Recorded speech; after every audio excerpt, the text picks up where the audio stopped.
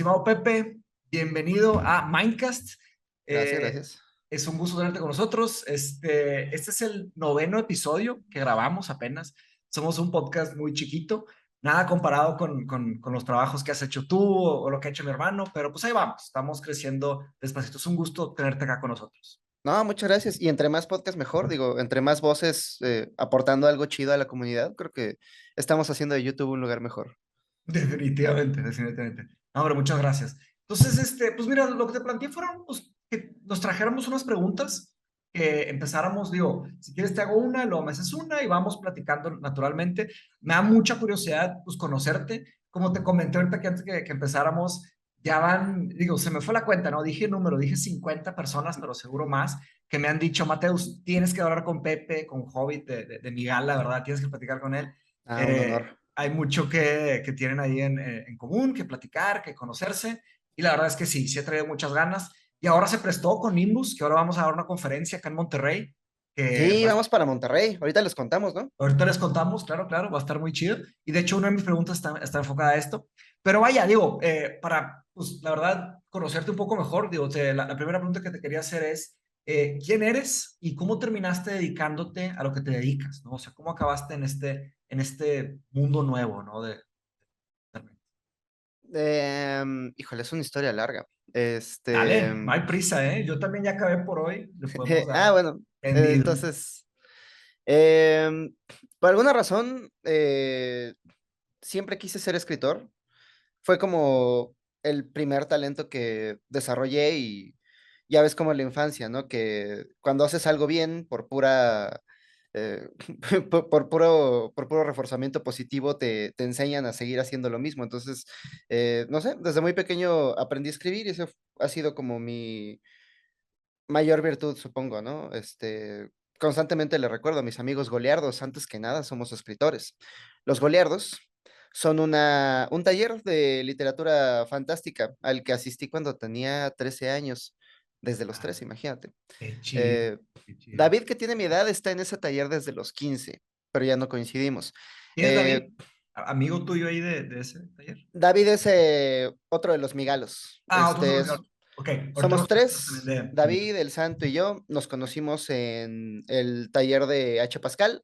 H. Pascal era un loco, era de esas personalidades que ya no existen en estas épocas tan homogeneizadas, ¿no? Era como una fuerza de la naturaleza, era un gran escritor, un gran poeta, vivía a merced de su intuición y su sabiduría, disfrutaba todos los vicios, pero ninguno tanto como leer. Era un gran personaje.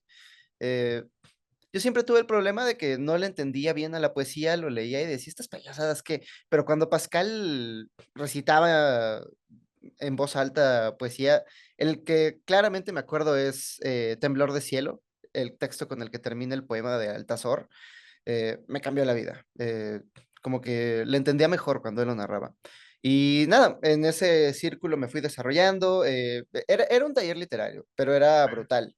Lo que hacíamos es que cada semana nos veíamos, quien llevara un texto llevaba un texto, quien no llevaba texto, pues le decían huevón y lo humillábamos hasta que al día siguiente, hasta que la semana siguiente llevaba texto. Sacaba un Eh, texto. y híjole, Pascal era brutal y los goleardos otro tanto, ¿no? Qué chido. Pascal, Pascal era como el que llevaba el taller, él era el maestro. el maestro. Él trabajaba bajo la filosofía de que las cosas buenas que haces ya las sabes. Y si te echo flores, pues no te estoy ayudando nada. Más bien necesitas saber tus errores. Bien, Em, pero tampoco tenía mucha empatía, entonces sí era muy, muy muy duro duro. con ajá. Hubo un muchacho en el taller que era empleado del zoológico de Chapultepec. ¿Eh? Su trabajo era alimentar a los leones. ¿Estás en México? ¿Estás en la Ciudad de México? Sí, en la Ciudad de México. Ah, ok, ok. El trabajo de este muchacho era alimentar a los leones Mm. pero nada, pues, le gustaba escribir, ¿no? Era como su desestrés, pues, Pasión, no te cuentas. ajá, entonces un día llevó un texto a este taller literario que yo no lo leí, pero todos los que estuvieron ahí dicen que era muy malo. Entonces le empezaron a llover críticas, alguien le dijo que este texto está bueno para prender el boiler, otro le dijo que está bueno para madurar aguacates, al final dejó de ir, entonces Ah, Pascal, pensándolo bien, eso es bullying. Al final pues Pascal, sí, como que promover ese ambiente está medio pesado. Digo, es delicado ahí el tema, ¿no? Pero sí. pero ¿sabes qué? Aprendíamos. Él se congratulaba, ¿no? De que le dimos más miedo que los leones de Chapultepec. Pero al final, creo que cuando abandonábamos un poquito nuestro ego y decidíamos aceptar la crítica, al final la crítica era siempre en buena onda, ¿no? Digo, Sí, acabando claro. el taller, Pascal nos regañaba, pero nos íbamos a beber y se hacía ahí como camaradería, Sí, es platicábamos, como la madreada entre amigos, ¿no? Que tipo se tiran madreada, tipo, pero pues es por el bien de la persona, le quieren decir algo, más allá del chiste, hay una verdad ahí de que se quiere comunicar, ¿no? Sí, ¿tú qué preferirías? ¿Ir a un taller donde te dicen que todo lo que haces está muy bonito, te dan palmaditas en la espalda y se llevan bien? ¿O ir a uno donde van a ser duros, pero te van a enseñar a escribir? Por supuesto, el segundo, definitivamente.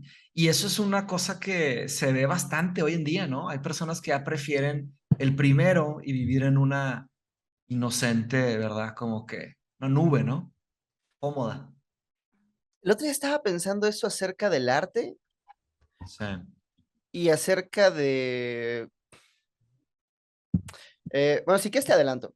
El fin de semana vamos a hacer una presentación. Este Ahorita fin. te acabo de contar Claro, mi no hay historia de prisa, no hay origen, ¿no? prisa. Sí. Este fin Pero tiene una presentación. Ah, tiene que ver con el tema. Vamos a presentar el manifiesto del partido que estamos tratando de fundar. Ah, algo Es así un esfuerzo escuché. es Algo un así esfuerzo por escuché. repolitizar a la gente. Si quieres, ahorita hablamos más a detalle del tema, Claro. Sí. pero en los bordes del flyer escribí un texto que decía, esto no es un podcast común y esto no es entretenimiento, esto es un llamado un llamado para ayudar, para que nos ayuden a hacer de este mundo un lugar mejor. Y dejé otro texto fuera que me parece que es una idea que conecta bastante bien con esto, Ujú. que es que este podcast podemos verlo un poco como el arte y Ok. podemos verlo un poco como estas actividades en las que uno va a aprender a escribir y demás, ¿no? Eh, si lo buscas como entretenimiento, funciona. O sea, como una distracción más para escapar de la vida, Para está tenerlo bien, ahí. Ajá. puede suceder, pero su mejor objeto sucede, su mejor consecuencia ocurre cuando lo dejamos transformar nuestra vida. Mm. Igual que el arte, es como una obra de arte, puedes simplemente ver Game of Thrones para pues, ver sangre Y y el sexo porno, ¿verdad? Sí, y exacto. dormir, ¿no? Y ya, pero si lo ves como, ok, ¿qué nos está tratando de decir el autor acerca de Los las relaciones personajes, políticas, acerca el de la guerra? carácter, la guerra. Entonces uno aprende más del mundo. Y creo que esa es la actitud correcta para enfrentarse, iba a decir al arte, pero creo que es a la vida entera, ¿no? Prestarle atención, no dejarle que nos Bien. distraiga de la vida, sino más bien dejar que la transforme. Me gusta, sí. Como que tomarse el tema más en serio, ¿no? Muchas Ajá, personas están nada más por ahí dormidas y piensan que tienen experiencia, pero la experiencia solo viene cuando hay una conciencia de lo que pasa, ¿no? Y hay un entendimiento de, oye, ¿qué significó lo que pasó? Y ahí podemos hacer cambios interesantes. y es que la experiencia nos saca de nuestras expectativas y al final nos enfrenta a una realidad que nos puede gustar más o menos, pero al final es la realidad con la que tenemos que contender. Mm. Recuerdo claramente que en este taller, ¿no? Pascal trabajaba además en Secretaría de Cultura, entonces a él le tocaba organizar la Feria del Libro, los conciertos del Zócalo, todos estos eventos masivos. Y cuando íbamos a la Feria del Libro, bueno, el taller funcionaba de esta manera. Tú llevabas tus textos, los demolían hasta que quedaban publicables, y ya que quedaban publicables, Pascal era un punk. Se iba con el impresor más barato que tenía, incluso era un impresor que trabajaba todavía en mimeógrafo, Sí. y imprimía unos como fanzines, un pasito arriba de la fotocopia, engrapados Manuscritos, en de su cuenta. casa. Ajá, él diseñaba las portadas, él armaba las cajas de texto, ¿Dónde está esta persona? ¿Ahí en la Ciudad de México sigue? ¿O ya H. falleció? Pascal, no, falleció en 2019, me parece. Ya. Sí, apenas. Apenas ahí. Ok. Fue un antes y un después para todo el equipo de mi gala. Ya. Eh, pero, vamos, que él nos enseñaba a hacer todas estas cosas, ¿no? A que Ya. él decía, la primera labor del escritor es escribir, la Mm. segunda labor es crear lectores. Entonces, esa era como la segunda parte más importante del taller, ¿no? Íbamos a la feria del libro, montábamos los estantes, ahí poníamos nuestros libros y nadie está buscando nuestros libros. Nosotros nos acercábamos a la gente y les decíamos, hola, ¿te gusta la literatura fantástica? Y cuando estaba un día ahí en la feria del libro, montando los fierros y las lonas y un trabajo muy, un pasito Sí, arriba del tianguis, ¿no? claro. Este, un amigo goleardo me dijo como, ¿qué? ¿Te imaginabas que el mundo de la literatura era distinto? No, así es esto. O sea, Tienes que Carlos darle, Fuentes sí. en las fiestas con el embajador, esa es otra cosa. Claro, sí, no, hombre. Eso no es literatura, la mayoría de la literatura está aquí. Y me gustó, pues, me gusta ese mundo, ese mundo como de la literatura subterránea. Lo que pasó, el origen real de mi gala, es que en algún momento los talleres eran en la tarde. En algún momento varios de mis amigos y yo ya no podíamos asistir al taller por cuestión de horario, cuestiones personales, pero decidimos que queríamos algo igual. Queríamos un círculo de creadores donde podamos compartir nuestros textos y mejorar mutuamente. Entonces empezamos a vernos en la casa de una amiga, al principio solamente para leer cuentos, ensayos, trabajarlos, y después decidimos que queríamos publicar algo. Eh, Alguien propuso un blog, hasta el día de hoy el Santo, que es otro miembro de mi gala, no me perdona que en el tierno año de 2009 yo le dije, no, las publicaciones digitales jamás van a tener éxito, vamos a imprimir algo. Este, y nada, 2009, en los albores de la era digital, estábamos Sí. imprimiendo una revista, Y estaban pero imprimiendo una revista. Así empezó, era una revista. era una revista impresa. Qué chido, qué chido. Digo, es el germen de Pascal, ¿no? Al final, Claro, claro, claro. él nos enseñó que el texto impreso tiene otra cualidad. Y si te cuesta, aunque sea 5 pesos, son 5 pesos más de cuidado que le vas a dar a este objeto físico que tienes en tus manos. De Eh, acuerdo. Hoy en día la información vale tan poco que Twitter tuvo que añadir una función que dice, oye, ¿seguro que quieres retuitear este artículo sin leerlo? Porque ya sabe que la gente solamente se queda con el Ah, título, ni sí. siquiera se mete a leer y no le presta atención. Hay tantas cosas sucediendo todo el tiempo que no tenemos tiempo para prestarle atención a nada.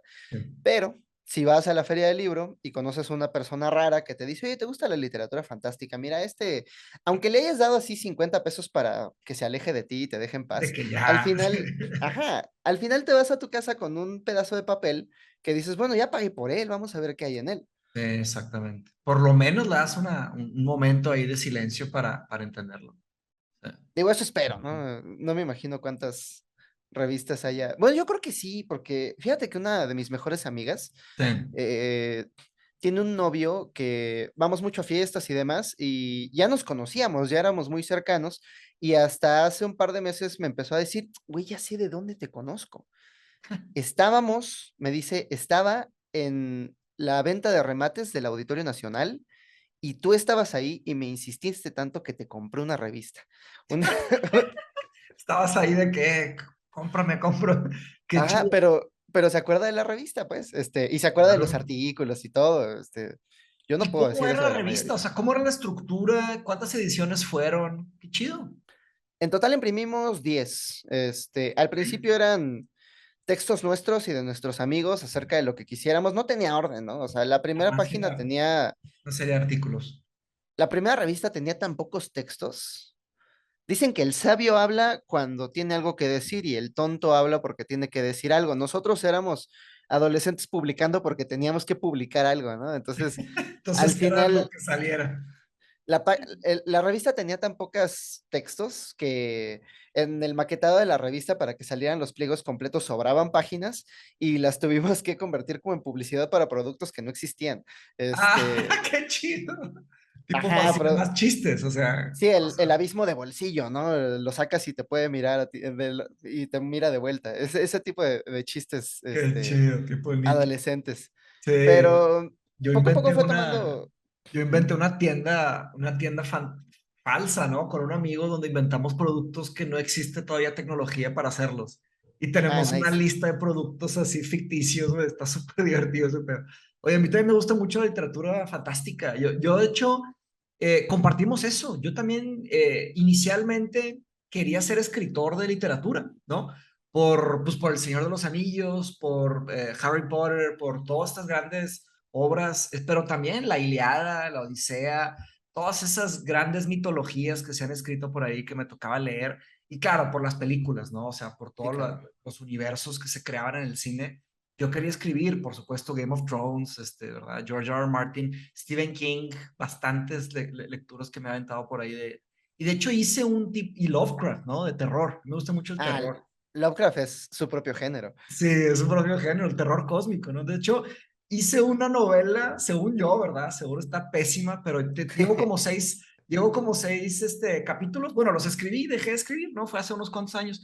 Y es un tipo de dark fantasy, tipo Game of Thrones, pero con terror cósmico. O sea, tiene una Órale. mezcla y me divertía muchísimo. Y eso creo que lo entiendes perfectamente, ¿no? O sea, que te clavas en ese mundo, ya no te importa vender o no, lo que te importa es explorar ese mundo que estás haciendo, ¿verdad? Sí, la literatura por su propio fin. O sea, ahorita estoy trabajando en una novela. Ey, Este, igual, ¿no? Comenzó como, envejeció muy mal. O sea, de entrada, el problema es que lo escribí a muy corto plazo. Lo escribí en 2018 y sí. trataba acerca de que el software Pegasus, este que se usa para espiar Ah, periodistas y del activistas, gobierno, del gobierno ajá, americano. Sí, sí, sí. trata acerca de que el software se libera y se vuelve open source y todo el mundo empieza a instrumentalizarlo de tal modo que en semanas la privacidad en línea desaparece. Este, las contraseñas de banco son imposibles de guardar, las redes sociales pierden toda privacidad, y entonces la sociedad evoluciona en consecuencia, ¿no? Digo que lo escribí muy mal y que evolucionó muy mal porque el desastre este ocurrió en 2020 y ese año pues pasó otro desastre completamente distinto. Voy a tener que cambiarlo, pero, Está la por ejemplo, película esta, la de Tom Hanks, se llama creo que se llama El Círculo, algo así. La el película círculo. está bien, está más o menos, pero el concepto está interesante, o sea, el concepto está, nada más que Ah, fue mal no es ejecutado. no es una sobre, que es como las oficinas de Google, ¿no? Ándale, exacto, que es como el Google o Twitter, es una mezcla, ¿verdad? Pero ellos hablan de un mundo post privacidad y que están tratando de que ya a nadie le importe la privacidad y va a ser un mundo feliz y todo. Claro que se va de utopía a distopía, ¿verdad? Como muchas veces pasa. Esto es, digamos, la transición de un día a otro, como si hubiera pasado sin planeación, por sorpresa, ¿no? Ya. Cómo evolucionaría la sociedad. Y al Bien. principio comenzó como un panfleto, como propaganda, como, ah, miren, esto es lo que va a pasar. Pero con el tiempo los personajes cobran vida y las situaciones te exigen tomar una decisión, o sea, vas a seguir fiel a tu ideología, quieres decir lo que querías decir al principio, o vas a seguir el curso natural de las acciones y que Ok, se sienta como una historia más natural. Y ok. entonces igual la historia tiene otro mensaje que ya no pensabas, pero entonces se siente más como una historia real. Es como la combinación esta, seguro ya viste una entrevista que hace Stephen King con George R. R. Martin, que sí son muy famosas, digo, no entrevista, es como que un panel, ¿no? Están en una conferencia y haz de cuenta que hablan sobre tipos de escritores. Y seguro te has topado con esto, que es el jardinero y el arquitecto. ¿Te Ujú. suena? Yo creo que se refiere a lo mismo, había Sí. escuchado una entrevista con Neil Gaiman donde habla acerca de dos tipos de escritores, el que Mm. escribe con un mapa y el que escribe con una linterna. Ok, sí, pues muy parecido. Ahorita, si quieres, nos platicas esa analogía, pero la otra, la que te comenté sería, pues claro, el jardinero pues pone una semilla, echa agua, nutrientes y empieza a crecer el personaje o la historia, se hace como una selva, ¿verdad? Y crece orgánicamente. El arquitecto pues traza, investiga, o sea, como que hace una maqueta, hace unos planos y empieza a construir de esa manera. Martin dice que él es jardinero. Pero también Se imagínate nota. o sea, qué nivel de jardín o qué nivel de selva es Game of Thrones, ¿no? Sí, él ya tiene un Amazonas ahí, tiene Sí, que es una regarlo, por eso no basura. acaba. Qué chido Neil Gaiman. Yo me aventé el masterclass de Gaiman, el de cómo escribir, de terror, ¿no? Es escritor muy bueno de terror, ese vato. Soy muy fan. Su analogía es muy similar. Dice Sí, que sí. hay escritores que ya tienen el plan trazado del punto A al punto B y Ajá. simplemente son como Dios arrastrando sus personajes hacia su destino, ¿no?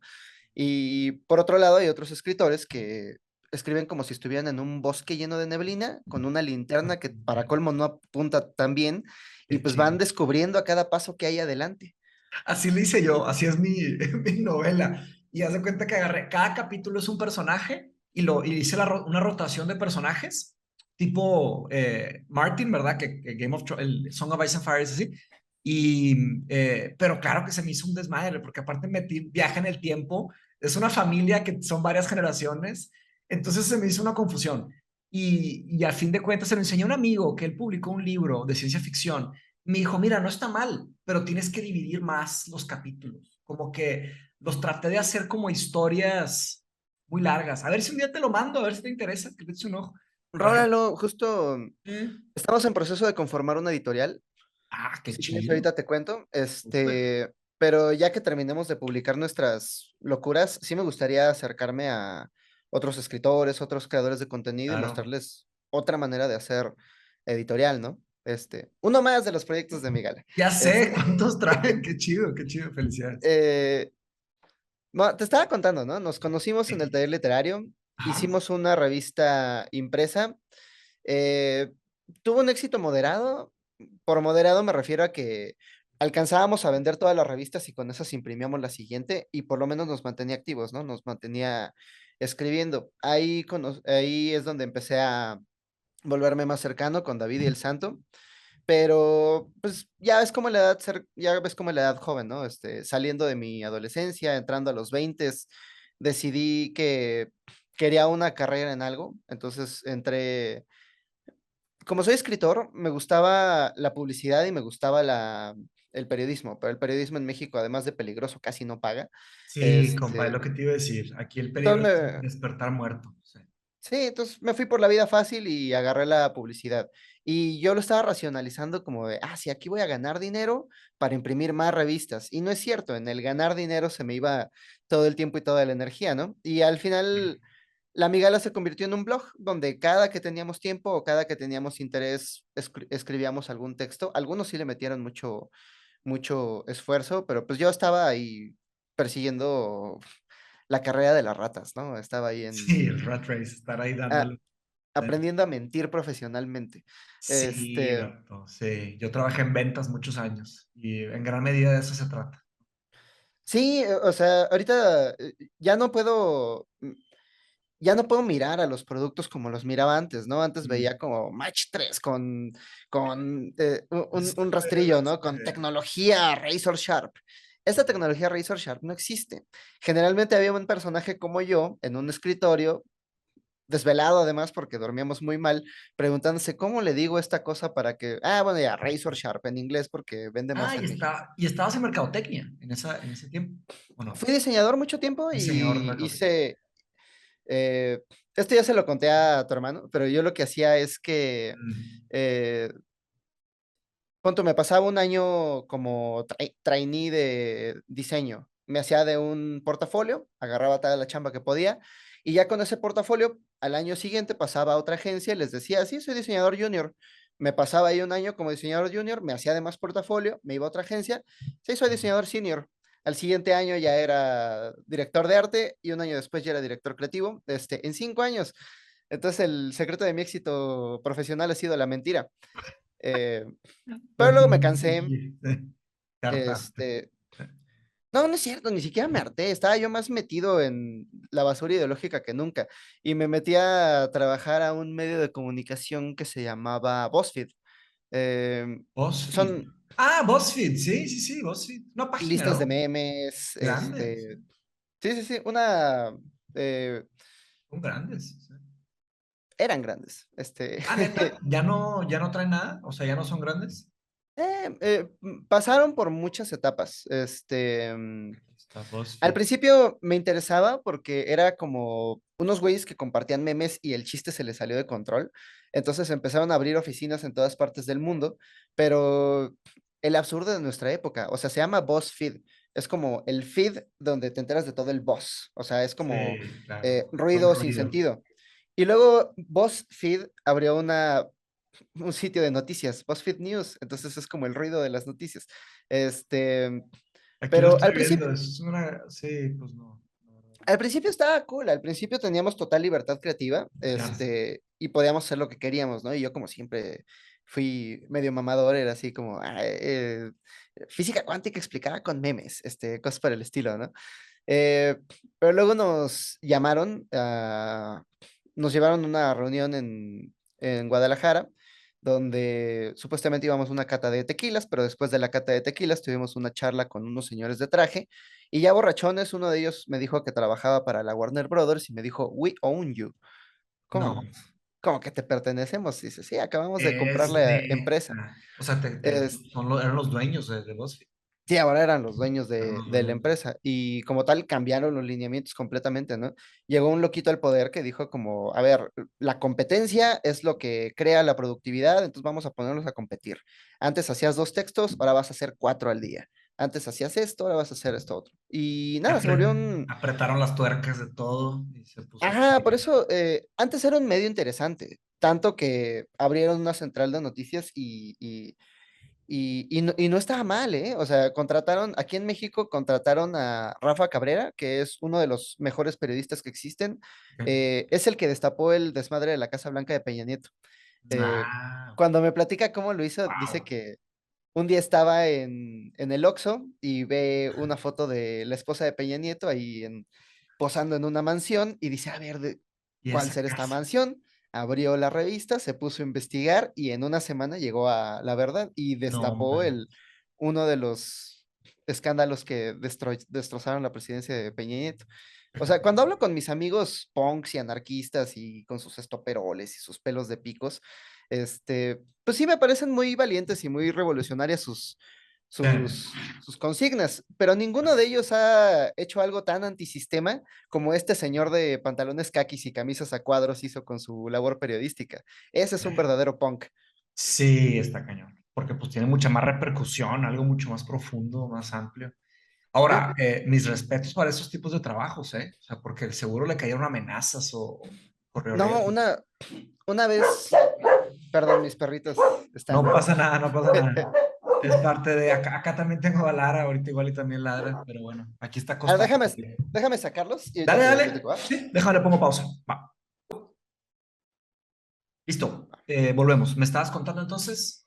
Este, bueno, Ah, de lo de las personas que se toman en serio este tema y y se meten a hacer un cambio, que yo comenté básicamente que es una cosa de vida o muerte. O sea, hay mucho riesgo ahí en hacer esto, ¿no? sí, una vez fuimos a Monterrey, Mm. fui con este periodista, ¿no? A un festival de música. Con este que me Y, comenté, cómo se llama? ah, Rafa Cabrera, Rafa Cabrera. Ok. sigue dando clases, sigue haciendo periodismo, Yes. excelente periodista. Una vez fuimos a un festival en Monterrey y recuerdo que mientras estábamos viendo una banda, alguien atrás de nosotros tronó un cohete, pero se escuchó la detonación muy fuerte. Y el terror con el que volteó a ver, o sea, No, no, no. ahí es cuando me di cuenta de que esta gente realmente están sacrificando su bienestar cotidiano, están sacrificando su seguridad por Sí, informarnos, por la verdad. su salud mental y su salud física. Sí, sí, sí. Sí, está bien pesado. Sí, de tiempo en tiempo se ven las listas, ¿no? Oye, ¿cuáles son los países más peligrosos del mundo para hacer periodismo? Y ahí estamos, top 10 siempre. Creo que México Top 5. solía ser el número 2 hasta que Estados Unidos se fue de Afganistán y ahorita somos otra vez number 1. No manches, number one. Según yo estaba como en top 4 o 5 la última vez que vi, pero sí. Y eso, o sea, que, digo, no quiero desviar la historia, pero ¿qué significa eso para el país en el que estamos? El otro día hablaba con un amigo que se dedica mucho pues se dedica a la política y demás. Mm, El problema que tenemos en México es que nuestra clase política tiene la piel bien delgada. O mm, sea, normalmente cuando hablamos de periodistas muertos pensamos en crimen organizado y demás, pero pensándolo bien, ¿qué interés tiene el crimen organizado en callar a un periodista? O sea, no, si el pues, periodista dice, ese güey es un criminal, el Chapo es como, pues sí, güey, ese es todo mi punto, soy criminal. eso No es lo mismo. decidiría ser, ¿no? No es lo mismo que si dices Javier Duarte es un criminal y entonces Javier Duarte, como ya vienen las elecciones, tiene un interés real en callar esas voces. Sí, Conocí, disculpe, la correlación de las personas que se mueren cerca de las campañas políticas, pues, ¿qué ¿Qué se dice contra eso? O sea, ¿qué Es significa? clase política, y ni siquiera es clase política de hasta arriba, ¿no? O sea, sí ocurre, pero la mayoría de los asesinatos son ordenados por presidentes municipales, eh, senadores, digamos como la clase media baja de la clase política. Ya, Conocí en esa misma reunión en, en Guadalajara, conocí a un periodista que era dupla con un periodista asesinado por Javier Duarte. Eh, wow. Él era el fotógrafo y al periodista, no es cierto, él era el escritor y el periodista al que asesinaron me parece que era el fotógrafo. Javier Duarte mandó a asesinar a este muchacho en la Ciudad de México, de hecho fue una noticia muy sonada, y él estaba en Veracruz cuando se enteró de la noticia. Entonces, abandonó a su familia, abandonó su casa, abandonó todo, dejó todo en Veracruz, se fue a vivir a Mazunte y como no tenía dinero, pues rentaba una cabañita por 1,000 pesos al mes. En la mañana, realmente su historia me daba mucha envidia. A las 7 de la mañana se iba a la playa, se metía al mar, agarraba unos pescados, en la mañana los vendía, se le vendían todos en 3 4 horas, lo poco que se quedaba se lo comía él y el dinero se lo gastaba en caguamas y en fiestear. Y así estuvo como 6 meses viviendo fuera del... Una vida muy tranquila, sí. Mucho más tranquila que la mayoría de las vidas. ¿Vale? Sí, pero ¿sabes qué? El problema es que Estuvo una vez pesado, más, somos ese animales hombre. sociales. Él Sí, dice que leía las noticias y por un lado le molestaba lo mal que está el país, pero por otro lado le molestaba ver a sus colegas periodistas haciendo carrera mientras él estaba ahí, pues, pues buscándose a sí sí, mismo en la playa. Y al final regresó al periodismo, ¿no? regresó al periodismo. No, es impresionante. Digo, también es un poco sorprendente cómo las autoridades no, pues responden a esto, ¿no? A hacer un tipo de acción determinante, de proteger, ¿sabes? De blindar a los periodistas de diferentes periódicos. Sí, es muy, muy triste. Pues es que es como, ¿qué Son parte de... interés, qué ganarían protegiendo a una industria cuya responsabilidad es exponerlos? Sí, exacto. Es bien, bien difícil. O sea, igual en Ahora, el discurso les molesta, ¿no? Que, ay, pobrecitos periodistas, pero en la práctica es como, ah, pues sí, ese güey había publicado algo en mejor. contra mía. Sí, sí, me iba a quitar el trabajo, entonces mejor que lo... Sí, es un problema difícil de responder. O sea, es un reto Tenemos difícil de un, resolver. hay un Ah, problema con los medios de comunicación en México y es que, una vez más, ¿cuánto me tardé? El problema es el capitalismo. Este, el, el problema es el incentivo económico, ¿no? No hay, uno podría argumentar, estoy a punto de hacerlo, que no hay medios independientes en México. Todos dependen del capital. sí. Ya sea el recurso del Estado, entonces no puedes hablar mal del Estado, o ya sea el dinero de publicidad El de las recurso de empresas, empresas, y entonces tampoco puedes no hablar puedes mal. hablar mal de las empresas. Uno de los casos específicos que me viene en la cabeza es cuando se publicó esta noticia, que además fue una nota falsa, Mm, de que en Twitter estaban, no es cierto, en en Reddit estaba mm. una noticia de un camarero que le sirvió a una mesa de 20 personas y al final le dieron como 100 pesos de propina, ¿no? Y todo el mundo estaba indignadísimo porque lo hacen, los medios lo replicaron y al final salió que era una noticia falsa y la mitad de los medios ni siquiera rectificaron, ni siquiera dijeron, ah, por cierto, te Jamás. mentí. Pero una semana después salió la noticia, bueno, no salió la noticia en ningún lado, pero se volvió viral el caso de una chica que se llama Perseida, que trabaja en una taquería que se llama Taquearte, donde ella documentaba que la acosaban, le robaban propinas, la hacían trabajar horas extra que no le pagaban, eran explotadores, y se volvió viral su caso, ¿no? Porque además corrieron como a 20 amigos suyos y a nadie les pagaron. Entonces ella denunció, la gente de Taquearte no le prestó atención hasta que el caso se viralizó y nosotros le prestamos un espacio para que hablara del tema en nuestras redes. Y al final estaba preguntando a un amigo, ¿no? Que se dedica a medios, pero no entiendo por qué los medios de comunicación no toman esta noticia. Es igual a Mm, lo que ya replicaron, solo que este es real. Y esta exacto. no solo es real, sino hay pruebas, hay Sí, caso más testimonios. robusto, sí. Ajá, y lo que ellos me contaron es que si tú trabajas en un medio de comunicación, incluso si no tienes a Taquearte como uno de tus anunciantes, Mm, eventualmente podrían ser anunciantes. Entonces, la mayoría de las redacciones no tomarían estos casos con tal de no alienar a un posible cliente. Claro, claro, porque está la potencial venta y pueden ahí vender publicidad. ¿Cómo decía la frase? Cuando el producto es gratis, el producto eres tú. En Sí, ese caso, los verdaderos clientes son los anunciantes. Como sí, las noticias claro. son gratis, tus ojos, tu atención Sí. son el verdadero producto que le venden. Sí, son esos estas revistas que nada más son gratis, que nada más las distribuyen, ¿no? Que Ajá. es business to business, ¿no? Y así funciona el Internet. El Internet funciona así. O sea, digo, está más complejo porque están refinando modelos matemáticos, estadísticos, ¿verdad? Y venden las respuestas de los modelos estadísticos a las empresas. Pero es el mismo principio. Nosotros usamos el Internet gratis, pero son puras, no es un espacio público, son espacios privados. Eso hacíamos en BuzzFeed. Todos los lunes teníamos una junta de desempeño, Mm, que era una junta en la que veíamos los posts que habíamos hecho en la semana pasada. Primero analizábamos el desempeño de otras plataformas, ¿no? Nos comparábamos con el de Forma, Cultura Colectiva, Sopitas, todos estos medios similares que publican entre noticias, memes, para llamar la atención. ya. Y después veíamos las notas que habíamos publicado la semana pasada y empezábamos a ver a cuáles les fue mejor. Y tratábamos de desarrollar un insight a partir de su desempeño. Entonces era como, a ver, la semana pasada publicamos arte, cultura, filosofía, le fue muy mal, de eso ya no vamos a publicar. Pero publicamos Claro. 15 cosas con las que solo te vas a identificar si eres una chica gordita. Y le fue excelente. ¿Qué podemos aprender de este desarrollo? Sí, Ah, bueno, pues aprendimos que a la gente le gusta leer acerca de sus propias inseguridades. ¿Qué otras inseguridades podemos utilizar para ya. siguientes posts? Cosas que solo vas a identificar si eres una chica peluda, cosas que solamente vas a entender si eres muy alta, cosas que... Y así empezábamos a craftear contenido para apelar a los instintos más bajos del ser humano. En economía de la atención se le llama la carrera al fondo, porque es como una carrera hacia el fondo de, de los instintos humanos.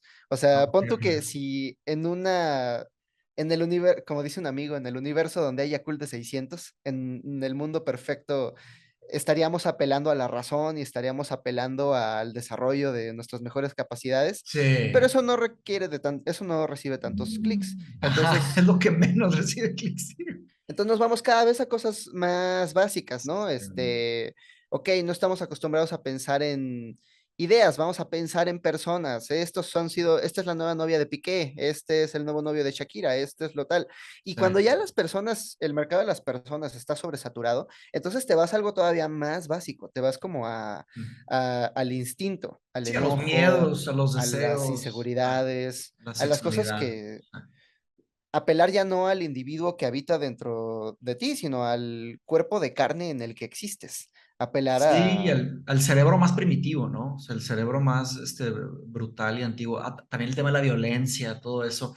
Fíjate que acaban hace unas semanas, en una corte británica, fue un caso de una chica que se suicidó hace unos 3 años y la familia de ella estuvieron luchando contra los gigantes de Silicon Valley, culpándolos, que se suicidó por culpa de Instagram. Y fue un primer caso que no tiene precedentes, es la primera vez que el juez ya acusó directamente a Meta, a Facebook, que fueron culpados del suicidio de la niña. Entonces fue una cosa que pues cambió en sí un precedente muy importante porque demostraron evidencia irrefutable que estaba polarizada porque le estaban muestre y muestre y muestre videos pues, casi pornográficos de suicidio, ¿no? De cortarse, ¿sabes? Que la dejaron llena de ansiedad, de depresión y acabó en el suicidio. Entonces, pues fue una pequeña victoria porque ahora la gente se puede empezar a dar cuenta que hay una gran parte de la psicología humana que está siendo afectada por estas polarizaciones, o por esos sistemas de feedback que ¿Y están sabes qué? retroalimentando. Lo peor es que estas plataformas tienen muchísimo poder, pero ese poder existe tras una caja negra en la que no sabemos cómo opera el algoritmo. Pero hice un par de experimentos mientras estaba en esta plataforma, ¿no? Porque más allá del impacto negativo que teníamos en el mundo, me llamaba mucho la atención cómo funcionaba la atención humana. Y el primer experimento que hice fue que abrí siete perfiles de Facebook Mm. Y a cada uno le dije, sigue muchísima información de este partido en específico. Entonces, uno era el perfil priista, el otro el Los perfil panista, perfil polarizaste, haz de cuenta. perradista, Sí, ah, polarizados, ¿no? Y sí. cada uno se enteraba de un México distinto. Sí, Entonces, sí. esa es la Wow. Buen primera experimento. reacción. La primera lección de este experimento es que yo no estoy leyendo las mismas noticias que tú estás leyendo. Y aún así nuestras noticias son similares porque tenemos perfiles similares, pero una persona de un perfil muy distinto se está De enterando de una algo cosa completamente completamente distinto. distinta. Sí. Eh, Ellos Eso ahorita es están un, leyendo. dos comentarios sobre eso. Bueno, yo me dedico yo estoy estudiando esto. Yo me dedico ahora, estoy haciendo mi segunda maestría en la ética de la inteligencia artificial. Entonces estoy estudiando estos problemas, me interesan mucho. Entonces, primero sobre explicabilidad, que fue lo que mencionaste, las black boxes, y segundo sobre este concepto de diferentes internets, ¿no? La explicabilidad a veces sí hay un black box con donde verdaderamente las empresas no saben, pero muchas veces es solamente un escudo corporativo para Sí. blindarse, ¿sabes? En realidad sí hay formas de mejorar esos algoritmos, sí hay formas de proteger a la gente, pero es carísimo. Entonces no les conviene monetariamente, no lo hacen. Entonces ya hay una nueva ola de inteligencia artificial que se llama Explainable AI, que es un poco más caro desarrollarla, pero mínimo, oye, si te agarra un juez o si se queja un cliente, a las personas del público, pues mínimo tienes cómo trazarlo, ¿no? Y eso es algo muy peligroso del mundo, no solo de la inteligencia artificial, sino que las aplicaciones, porque si es una aplicación, pues todo se vale. Y entonces hay muchos abusos. Pues tú conoces la gig economy. La gig economy es una gran aberración, ¿no? Es una gran tontería. Pero como Una gran estafa. es una gran estafa, pero como es una app y como es con inteligencia artificial, pues todos dicen, ah, bueno, pues es una. Entonces delegan la responsabilidad y se escudan, se protegen, ¿no? Entonces, no deberíamos de frenarnos por ese tema del black box, pero sí, a veces sí, por el tema de la complejidad, ¿no? Son modelos tan complejos que ellos dicen, pues la máquina dijo esto, pero vaya, si la máquina dijo esto, pues tienen que tener un humano que toma la decisión. Esto con los préstamos de bancos y todo ese tema ese tema del racismo, de los sesgos y todo eso, está duro. Y sobre lo otro que comentaste, estoy completamente de acuerdo. Normalmente se habla del Internet como si es una cosa, pero yo pienso que cada quien tiene un Internet y eso es muy fácil de decir. O sea, hay tantos Internets como personas. O sea, Sí. ¿verdad? O sea, de que te metiste a Facebook, no, te metiste a tu Facebook, o sea, a tu versión de lo que, igual con todo, desde Google y todo. Pero qué buen experimento, hombre, ya que llegaste con eso, publicaste algo sobre esto. Quise publicar algo, pero Hazlo. no me. Ah, pues sí, ¿verdad? Ya podría. Bueno, cuando estaba en BuzzFeed no me dieron permiso, Ah, lo pero empezaste ahí, lo empezaste en esa época. Ok, el chido. objetivo era, pues, demostrarle a la gente, pues, las cualidades de la economía de la atención. Lo Mm, que me dijeron esa es nuestra economía. Es lo que estamos de haciendo. que mejor no digas nada, sí. Ajá, y el otro el otro experimento que hice fue uno que Facebook estaba haciendo por su cuenta y que después una de las whistleblowers que salieron, salió con la noticia de que ya sabíamos que esta plataforma está deprimiendo gente, ya sabíamos que esta Sí, plataforma está causando enfermedades mentales y decidimos no hacer nada. sí, eso Eh, estuvo terrible. Fue el experimento psicológico más grande de la humanidad y Ujú, muchos participamos sin saber, sin pero consentimiento. es que tiene su lógica.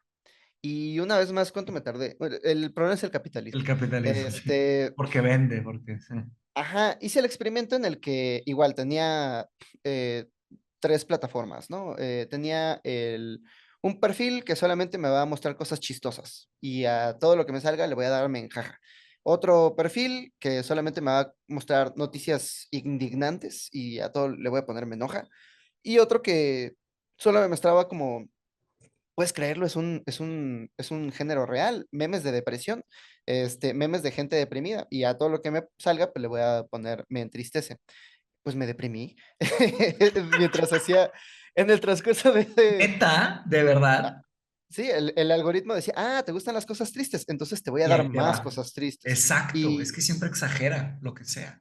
Y el internet está configurado de tal modo que hay Claro. tanta gente creando contenido que hay las cosas más tristes que te puedas imaginar, ¿no? Hay un video, no sé si ya lo viste, que te puede interesar, que es del creador ¿te acuerdas de la conferencia esta? Bueno, ya no es una conferencia, ya es un canal enorme, se llama TED, ¿no? TED, empezó como una conferencia en California, se llamaba Tecnología, Educación y Diseño, y empezó como algo muy de nicho, y luego el creador de TED original la vendió por $1 millón, y ahorita vale billones, ¿verdad? Porque la explotaron. Pero hay una entrevista que hizo uno de los que la vendió y hablaba de que precisamente el Internet que tenemos es eso. No, no es un Internet digno de los máximos potenciales de nuestra especie. Más bien es un Internet que está diseñado, como dijiste, race to the bottom, ¿no? Hacia abajo. Entonces, pues es un gran problema porque nadie sabe esto. O sea, pocas personas saben esto y están ahí con sus ratos libres, están ahí metiendo, depositando su tiempo y su psicología en estas plataformas. Déjame encuentro el video que te puede interesar, echarle un ojo. Sí, mándamelo. Bueno, después de BuzzFeed, eh, aprendí un poco más acerca de la economía de la atención, porque me harté, pues, o sea, es como violencia espiritual trabajar en algo que tiene un impacto negativo en el mundo.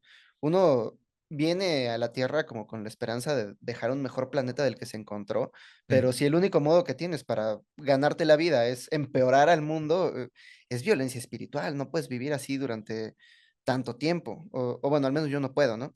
Entonces sí. hice un plan, ahorré lo suficiente para vivir durante un año sin tener que trabajar y me fui a vivir al bosque. Y mi plan salió mal porque el dinero se me acabó en 3 meses y tuve que pedir un trabajo remoto. Uno de mis mejores amigos, el Santo, que también participa en la Migala, me contrató como community manager de unos políticos, eh, cuyo nombre prefiero no acordarme. Ok. Y, y estábamos ahí al mismo tiempo que monitoreábamos la Cámara de Diputados, estábamos metiendo publicidad en Facebook. Y entonces aprendimos un poco más acerca, bueno, el santo ya sabía, pero yo aprendí un poco más acerca de los motivos económicos de este algoritmo mal configurado. Y el objetivo es el engagement. O sea, Sí, sí, sí. ah, es el problema de este sistema, que las cosas no se hacen porque sean correctas o porque sean morales o porque sean constructivas. El único criterio que importa es si es redituable o no. Las cosas en este sistema se hacen si son redituables. Entonces, la manera en la que está configurado el algoritmo no es para desarrollar tu mejor ser, sino está Por desarrollado supuesto. para tenerte ahí pegado a la pantalla la mayor cantidad de tiempo posible, para que en ese tiempo te pueda mostrar la mayor cantidad de anuncios posibles y los anuncios están compitiendo unos contra otros. Entonces, me parece que era el CEO de Netflix en aquel entonces, en 2017, de una conferencia donde decía, nuestro, no es, ¿cómo dijo? Nuestra primera competencia es YouTube, nuestra segunda competencia es el sueño. Sí, Eh, de acuerdo. ¿cómo se dice en español? Es un zero-sum game. Si le estás prestando atención a algo, ya no le estás Sí. prestando atención a la otra cosa. No sé cómo se dice en Entonces, español, pero sí, o un sea, juego de suma cero. cada quien tiene 24 horas. O sea, es cómo te las consumes en tu Entonces, ¿qué vas a hacer con plataforma. esas 24 horas? ¿Las vas a pasar viendo TikToks? Porque los TikTokers están desarrollando estrategias para alcanzar tu atención cada vez más efectivamente. O va a ser YouTube, o va a ser Netflix, o vas a vivir. ¿Qué vas O a hacer hacer, en esas 24 sí, sí, sí, o trabajar, ¿verdad? O platicar con tu familia, o leer un libro, ¿verdad?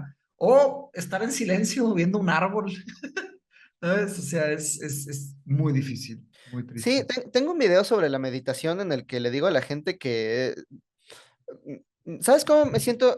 Me siento como los primeros seres humanos que desarrollaron la agricultura y como resultado estaban comiendo muchísimos carbohidratos, pero como no Sí, sabían lo que los carbohidratos le hacen a sus dientes, todos los registros se fósiles de esa atascaban. época Sí, tienen los dientes podridos. sí, No tienen dientes o se les caen, porque son muchísimos carbohidratos y no evolucionamos para ello. Entonces, para contrarrestar ese efecto, nos tomó siglos, pero desarrollamos el cepillo de dientes y la higiene bucal. mm, Del mismo modo, creo que necesitamos desarrollar una higiene mental, por supuesto, porque no sé completamente de tú, acuerdo. pero a mí me parece que la mente es más importante que los dientes y si no Sí, la cuidas, se te llena de te mierda llena de basura, sí, y al claro. rato la vida es intolerable. Entonces, por eso considero que se escucha hippie, se escucha tal, pero creo que la meditación, si le quitas todos los pranayamas, si le quitas todo Completamente, el sí. asunto espiritual, es una técnica para entrenar la atención. Ah, Y si entrenas tu propia atención, tú decides a qué se la prestas. sí, Y yo me básicamente fui, decides yo tu me vida, fui ¿no? una vez cuando decidí meterme a estudiar. Fíjate que compartimos ahí varias cosas en nuestra historia, ahora, en nuestras historias, ahora que me estoy dando cuenta.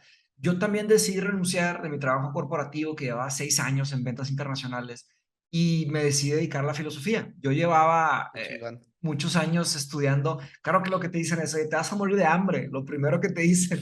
Y interesantemente, yo quería ser escritor, o sea, no solo filósofo. Por eso me metí a estudiar literatura y filosofía. Eso fue, y me metí a carrera otra vez, ya de grande.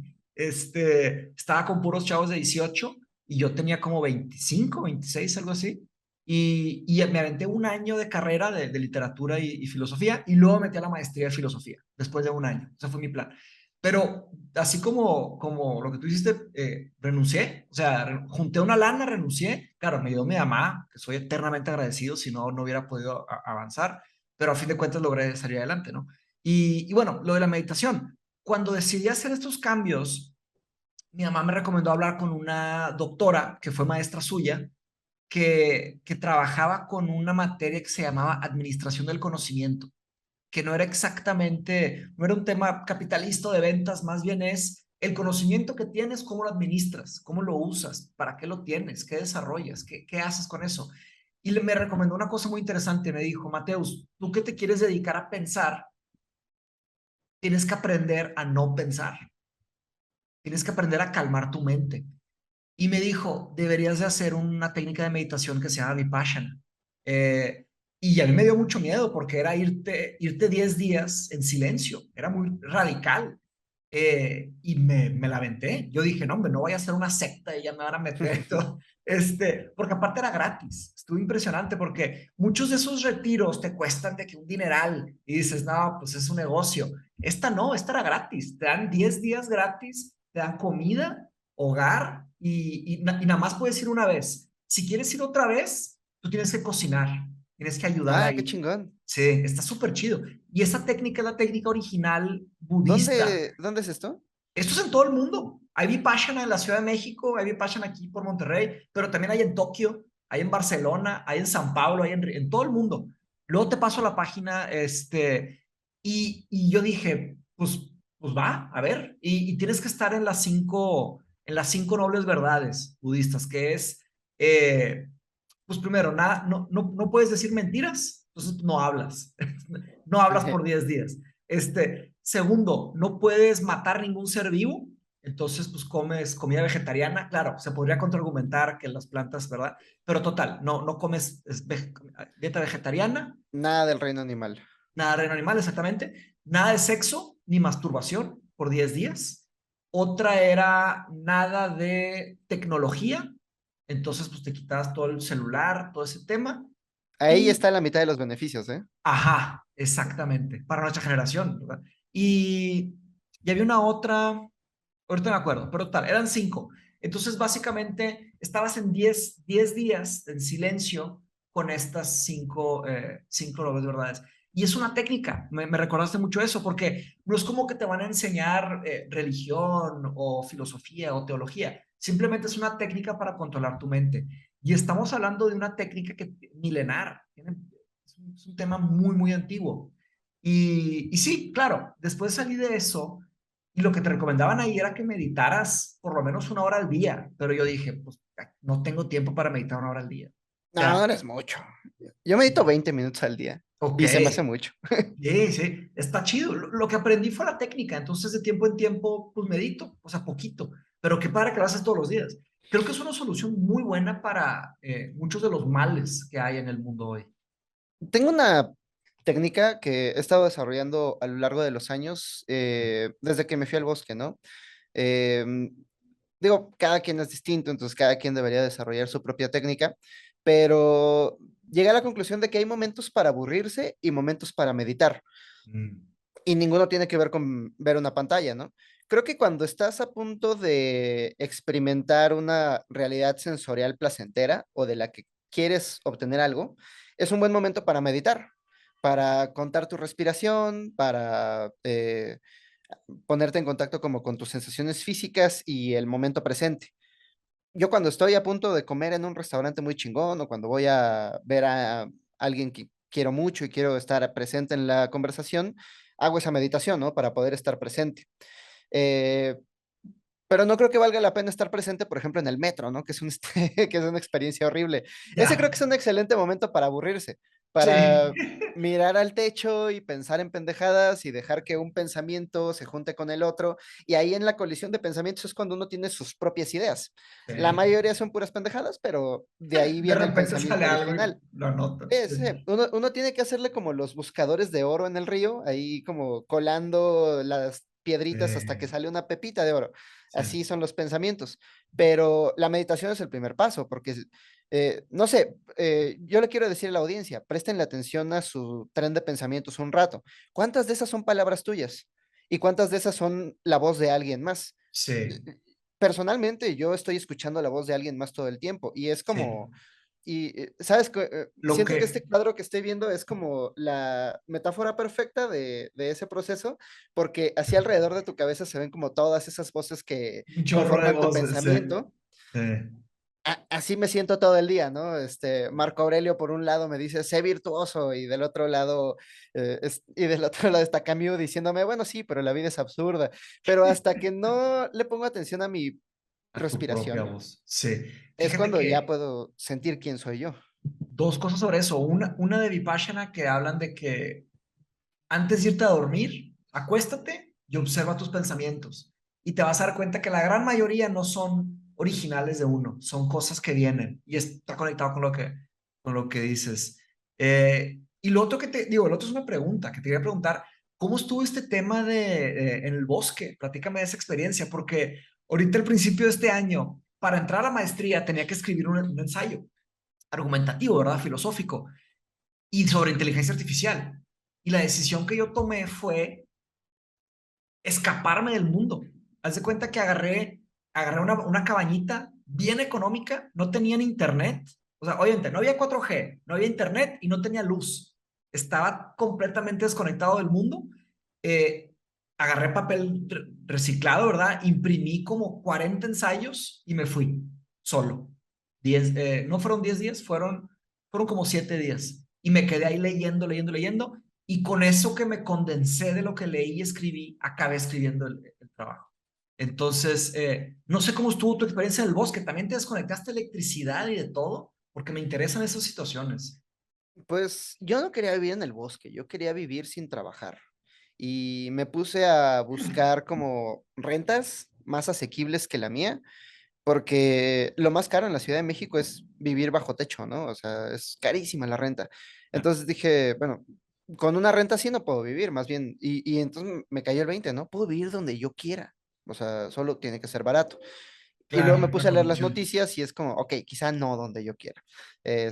Lo primero que hacía cuando veía una renta barata era irme a las noticias a ver qué tal y de pronto como descabezados, descuartizados, robos, ok, ahí no voy a vivir. No es Pero una buena idea. me encontré con que hay rentas muy baratas, y con razón, no había servicios públicos, ¿no? No había infraestructura, no había nada. Sí, En las afueras de increíble. Tepoztlán, Tepoztlán es como un pueblo mágico, pueblo eh, em, pero no, así le llaman, ¿no? Para atraer más Sí, sí, turistas. sí, para Pero, turistas. pero además tiene además tiene una comunidad muy saludable. O sea, hay una pugna entre tres fuerzas en la ciudad de Tepoztlán, bueno, en el pueblo de Tepoztlán. Por un lado están los pobladores originarios, algunos de ellos, su linaje se rastrea hasta tiempos mm, precolombinos, ¿no? Es gente que ha estado ahí desde antes que el Imperio Azteca incluso, y tienen pues como una cosmovisión distinta de la ciudad. A veces me pasaba que hablando con los taxistas, el taxista me hablaba de cosas eternas y me hablaba del Cerro del Teposteco como si estuviera vivo. Él me decía que las lluvias generalmente vienen del norte porque el Teposteco nunca nos manda lluvias. Cuando realmente vienen lluvias desde el Teposteco es que el clima ya se puso fuerte. Ellos por un lado. Por otro lado están como los hijos de los criollos y los hijos de los mestizos, que es gente que trae la lógica de la ciudad, ¿no? Yo voy ahí para desarrollar, para vender, para convertir este lugar en una empresa. Y no les interesa tanto, digamos, la salud del tejido social, sino que les interesa, pues, ganar Vender. dinero a como de lugar. Es un problema porque en Tepoztlán, no sé si sabías esto, no existe la propiedad privada. En Tepoztlán son tierras comunales. Ok. Las Los tierras tejidos, ¿no? eran ejidos y después se volvieron comuna.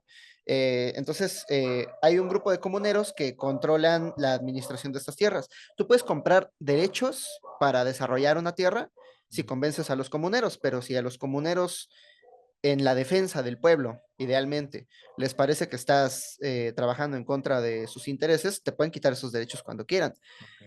Eso en teoría, porque una vez más, el Ok. problema es el capital. El problema es Lo la que pasó práctica. recientemente es que empresas internacionales convencieron a los comuneros de vender zonas que además son área natural protegida, No, bosque, pues. Entonces, fíjate qué maravilla. Cuando los pobladores originarios de Tepoztlán se dieron cuenta de esto que estaban haciendo los comuneros, dijeron, a ver, la función de los comuneros es cuidar la tierra comunal, pero no la están cumpliendo.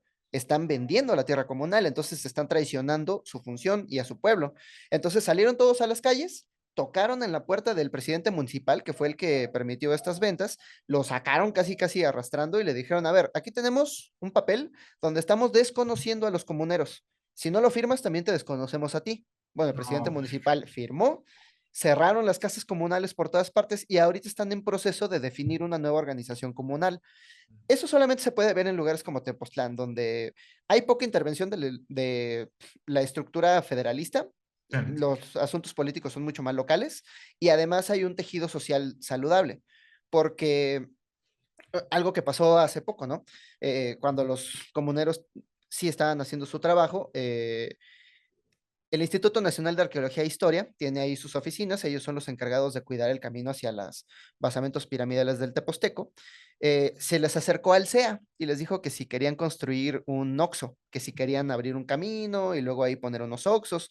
El caso es que cuando los comuneros se dieron cuenta de que esta conversación estaba sucediendo, entraron a la junta, sacaron a los güeyes de Lina casi casi a machetazos y estos güeyes se estaban defendiendo, ¿no? Y decían, no, pero es que viene inversión, va a venir inversión, va a haber empleos, le va a ir Sí. mejor a todo mundo. Y dice, a ver, pues la primera, no viene inversión, viene basura.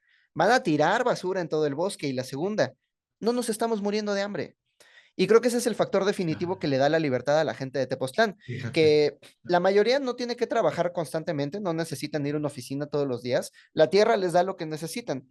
La mayoría tiene acceso a sus propias tierras, donde tienen sus árboles frutales, tienen sus milpas pequeñas, tienen a sus animales, y si necesitan dinero, pues pueden ir y hacer trabajos de albañilería, pueden ir y hacer trabajos de lo que sea. Así vivía mi vecino, al menos, ¿no? Mm. Eh, y esto les da la libertad para organizarse comunitariamente, para dedicarle todo un día a tener una junta con sus vecinos para definir el futuro del pueblo. Y en el momento en el que quieran argumentarles que no, estamos gentrificando tu ciudad para que venga más inversión y para darles más empleo, pues pueden decirles, no nos estamos muriendo de hambre, no necesitamos tu inversión, déjanos el pueblo como está. Todas las paredes del pueblo están pintadas con el lema Tepoztlán no se vende, se ama y se defiende. Qué chido. Y le tuvieron que recordar eso a los comuneros recientemente. Bueno, y la tercera fuerza en pugna son los hippies. Hay muchos hippies en Tepoztlán, no tienen Sí, contacto con los pobladores originales y no tienen contacto con el capital. Son outsiders ahí que viven viviendo en el ahí. pensamiento mágico y en las drogas. Pero me gusta, pues, me gusta que exista esa gente rara. Está chido. ¿Qué padre? ¿Cuánto tiempo te quedaste? ¿3 meses dijiste? No, 3 años. Ah, 3 años te quedaste ahí. Sí, Pero dijiste que tu plan original era un año y planeaste y se te acabó el dinero o algo así. el plan original era quedarme ahí eh, indefinidamente, ¿no? Ah, Pero la mudanza, el gas, los servicios, todo se comió mis ahorros ah. y con un internet ahí de fibra de cobre que llegaba hasta la casa, me ¿Cómo? dedicaba a monitorear Cámara de Diputados. Durante Ok. ese tiempo, eh, ganaba muy buen dinero porque es el dinero en el que los partidos políticos le arrojan dinero así a las agencias de marketing y Mm. pues, el Santo y yo ahorramos lo suficiente durante esa campaña y luego durante el 2018, en la elección del 2018, el partido para el que trabajábamos perdió el registro ¿Cómo que perdió y el registro? O sea, lo sacaron de... sí, lo sacaron, le fue muy mal. Ya, Era un partido local del Estado de México ya. Necesitas y siempre cumplir con una cantidad de votos, si no estás fuera. sí, sacaron menos del 2% y perdieron el registro. Ok, ok. Entonces, me quedé con mis ahorros a intentar cosas, ¿no? Hacer lo que yo quisiera. Bien. Por suerte, me tocó el pico del Ethereum. Compré Ethereum cuando estaba como en 3,000 pesos con todo Neta. lo que le había metido y lo saqué cuando llegó hasta 16,000 y yo por avaricioso me esperé hasta que bajó a 12 y dije, bueno, ya ni pedo. Ya Ya, le perdí un ya. poco, pero vamos, cuadrupliqué mi inversión. Y con Sacaste. eso me quedé ahí intentando cosas, ¿no? Intenté hacer un cine al aire libre. El problema es que lo intenté durante la época de lluvias y nadie fue. Uk. Este, Intenté hacer un taller literario, pero pues no hay tanta gente que quiere escribir en Tepoztlán. Intenté, ese no te lo puedo contar. El punto es que, bueno, intenté ganar premios literarios incluso, ¿no? Esa fue la parte más humillante ah, de arrojarme al mundo de la literatura y decir, ahora sí, si no, yo me Ok. decía a mí mismo, si en un año no logro conquistar mi propia libertad, entonces tal vez no me la merezco. Y me puse a escribir como nunca. Y Wow. mandaba cuentos y ensayos y poemas a todos los concursos habidos y por haber. Y no me gané ni uno, ni uno. Pues todos los grandes escritores cuentan que eso es parte de, tienes que hacer eso, tienes que perder miles de, ¿verdad? Stephen King Sí, decía que ponía un clavo en la pared y cada que lo rechazaban pegaba una y pegaba una. Y cuando se le llenaba ese clavo, ponía otro clavo más grande y seguía poniendo rechazos. Pues es seguirle dando, la neta. sí. Pero bueno, le Y, diste un buen rato, ¿sí? pero nada, en ese proceso me puse a hacer videos. Llegué a la Mm. conclusión de que, a ver, lo importante no es el texto en sí mismo. Lo importante no es el acto de leer. Lo importante es la transferencia de información. Entonces, si puedo hacer la transferencia de información más efectiva por medios audiovisuales y si además puedo Mm. hacer que la motivación de la gente por aprender sea mayor con elementos estéticos y con música y con todos estos elementos, pues vamos a hacerlo, a ver qué tal. Y corrí con la buena suerte de que me bendijo el algoritmo. Hice un video sobre la verdadera identidad de Miguel Hidalgo porque yo no sabía esto. Miguel Hidalgo era chaparrito y era moreno y era narizón y lo vi y dije, ¿a quién me recuerda? Este, y me cambió pues la perspectiva no solamente de Porque lo pintan cómo, muy diferente en los cuadros, dices. lo que pasó es que solo había una reproducción de él en el Museo de Guadalajara, pero cuando llegó Maximiliano de Habsburgo y quiso como legitimar su poder frente al pueblo, hizo unas fiestas patrias y dijo, pues, ¿a quién celebramos? No, pues a Miguel Hidalgo. Pero ¿cómo se veía Miguel Hidalgo? No, pues no sabemos. Entonces agarraron a un botánico de su corte real, lo pusieron ahí como en ropa de cura, No y manches. era un señor de Austria. Entonces pintaron este señor de Austria, Ah, pero oye, si le pones ahorita Miguel Hidalgo en... él es el que sale, el señor de Austria, en sí, todas sí, las aquí estoy reproducciones. viendo, aquí está, ¿no? Hombre. Sí, el que, sí. No manches. Entonces hice ese video y cambió mi perspectiva no solamente acerca de la independencia mexicana, que pues, fue un hecho histórico, sino la forma en la que nos aproximamos al conocimiento y a la historia, incluso, ¿no? Esta narrativa que creamos para darnos origen. Y no, nada, tuvo la buena suerte de que vino septiembre. Me imagino que los profesores le dicen a sus alumnos, investiguen sobre Miguel Hidalgo, y ese es el video que le salía. Si le pones Miguel Hidalgo real, ahí sale al principio él. O sea, Ah, qué emoción. sale otra, no sé si sea esa, me imagino que sí, pero sí se ve otra versión de que dice de que el Día de la Independencia, el Miguel Hidalgo que ves en todos lados es una invención de los pintores, ¿verdad? Sí. Pero claro, de las fuerzas políticas. Oye, qué interesante, vato. Qué chido. Y Sí te fue luego, súper bien en ese video. y al mismo tiempo, estaba leyendo un libro de Luis Villoro, el Mm. papá de Juan, que se llama El pensamiento moderno, me parece, o el pensamiento moderno. Y habla acerca del proceso de creación de la modernidad, este proceso histórico de 500 años en el que venimos inmersos y me voló la mente. O sea, yo no sabía que la gran mayoría de las cosas que nosotros damos por hechas no son naturales, sino un experimento de la humanidad que ha tenido algunos aciertos, pero también algunos desaciertos. Y que nos pone frente a la exigencia de una nueva modernidad, un nuevo desarrollo histórico que nos haga replantearnos nuestras ideas y la forma en la que hacemos humanidad. Entonces, mientras estaba como en la ola de Miguel Hidalgo, publiqué este video de la modernidad y al final fue suerte. Ya. Es la cosa con la creación de contenido. Sí. Realmente tiene mucho que ver con la suerte. Pero, pues nada, aproveché ese tiempo en el bosque para leer, para guardar silencio, para eh, aprender un poco qué quería de la vida y ir desarrollando un pensamiento propio. Y al Ok. final, eso es lo que estamos, pues, manifestando por medio de este canal. Qué chido. ¿Y cuándo fundaron mi gala? De hecho, me gustaría platicar también con Santo y con David, ¿se llama? David, Sí, sí, sí. Ahí luego, digo, platicamos. Pero, ¿cuándo lo fundaron? ¿Cómo se construye? ¿Cómo funciona eso? Un poquito después, me imagino. ¿Cómo? iba como por mi cuarto video cuando eh, se me acabó el dinero, se me acabó todo. Ni siquiera estaba monetizado, solo tenía followers. Ya. Y Qué pues, cosa, ¿no? Y ellos ya están haciendo un chorro de dinero. Me da un coraje Google y YouTube y todo de ellos, pero bueno. ajá, no, y fíjate qué coraje. Tuve que abandonar mi casa en el bosque temporalmente. Me Ya. fui a vivir con mis padres. Y una semana después, ¿qué crees? Ya estás monetizado. Aquí está el triple de tu renta. Ah, bueno, muchas Neta. gracias, Google. No Ajá. manches. Pero mientras Fíjate. estaba exiliado del bosque aquí en la Ciudad de México, pues vivía cerca de mis amigos y les dije, oigan, pues, ¿por qué no hacemos un podcast? Y al principio era nada más ir, vernos, hablar de algunos temas, pero pues nada, a la gente le gustó y empezamos a tener una audiencia cada vez más grande. Qué Y ya en chido. cuanto tuve la oportunidad me regresé al bosque otra vez. ¿Cómo? Entonces, ¿ya te regresaste? Sí, ya, o sea, ya estaba monetizando, ya estaba ganando y es como, pues, es que no me gusta la ciudad. Pero estás viviendo ahora afuera, le sigues llamando bosque, pero Tepoztlán, ¿no? Es que tampoco me gusta el pueblo. Ah, ok. Sus calles empedradas son muy calientes, pero en las afueras de Tepoztlán, donde no hay tanta infraestructura, donde no hay tanta gente habitando, esa es mi parte favorita del mundo. Qué No, ahorita chido. estoy en la Ciudad de México porque a principios de 2020, Ah, por el COVID, ok.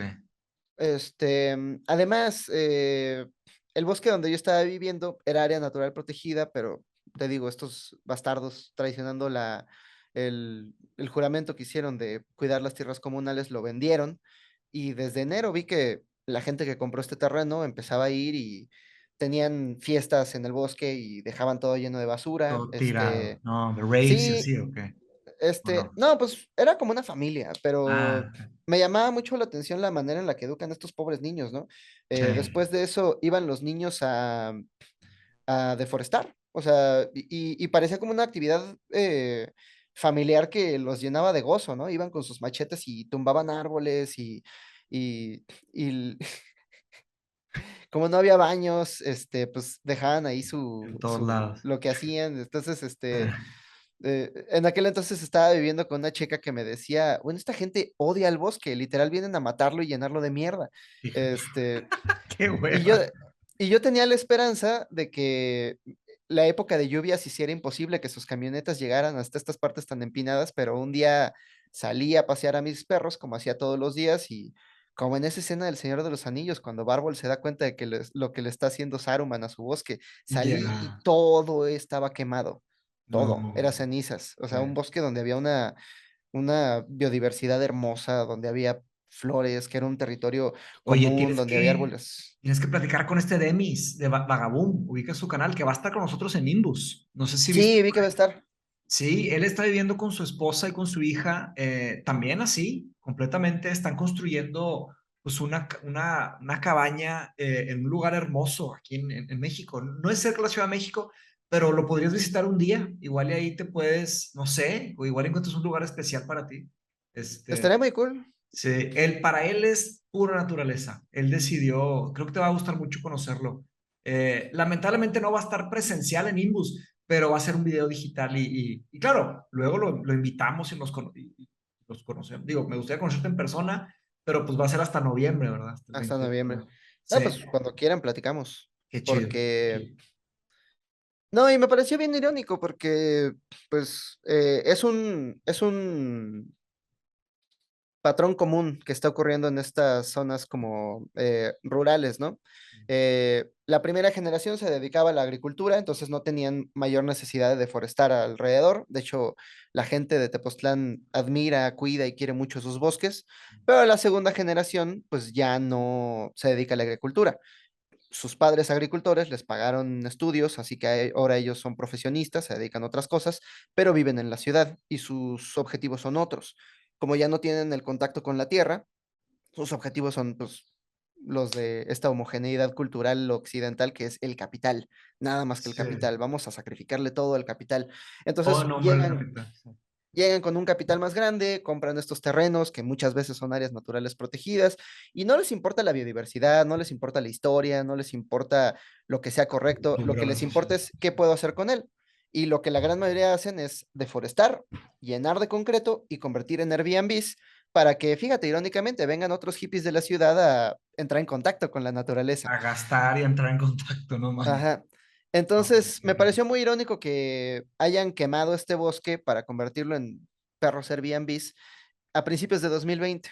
Airbnb Este, es otro problema serio, ¿eh? Tengo un amigo ahí en Inglaterra que trabaja, trabaja con ciencia de datos y él fue el que me dijo ese comentario que hice hace poco. Pero, por ejemplo, Airbnb, como es una app y usa inteligencia avanzada, o sea, inteligencia artificial y tecnologías avanzadas, pues entonces ya no importa si es una región hotelera o una región residencial o una región comercial, no importa, ahí puedes meter gente, ¿verdad? Porque es una app, ¿sabes? O sea, ujú. es una gran tontería.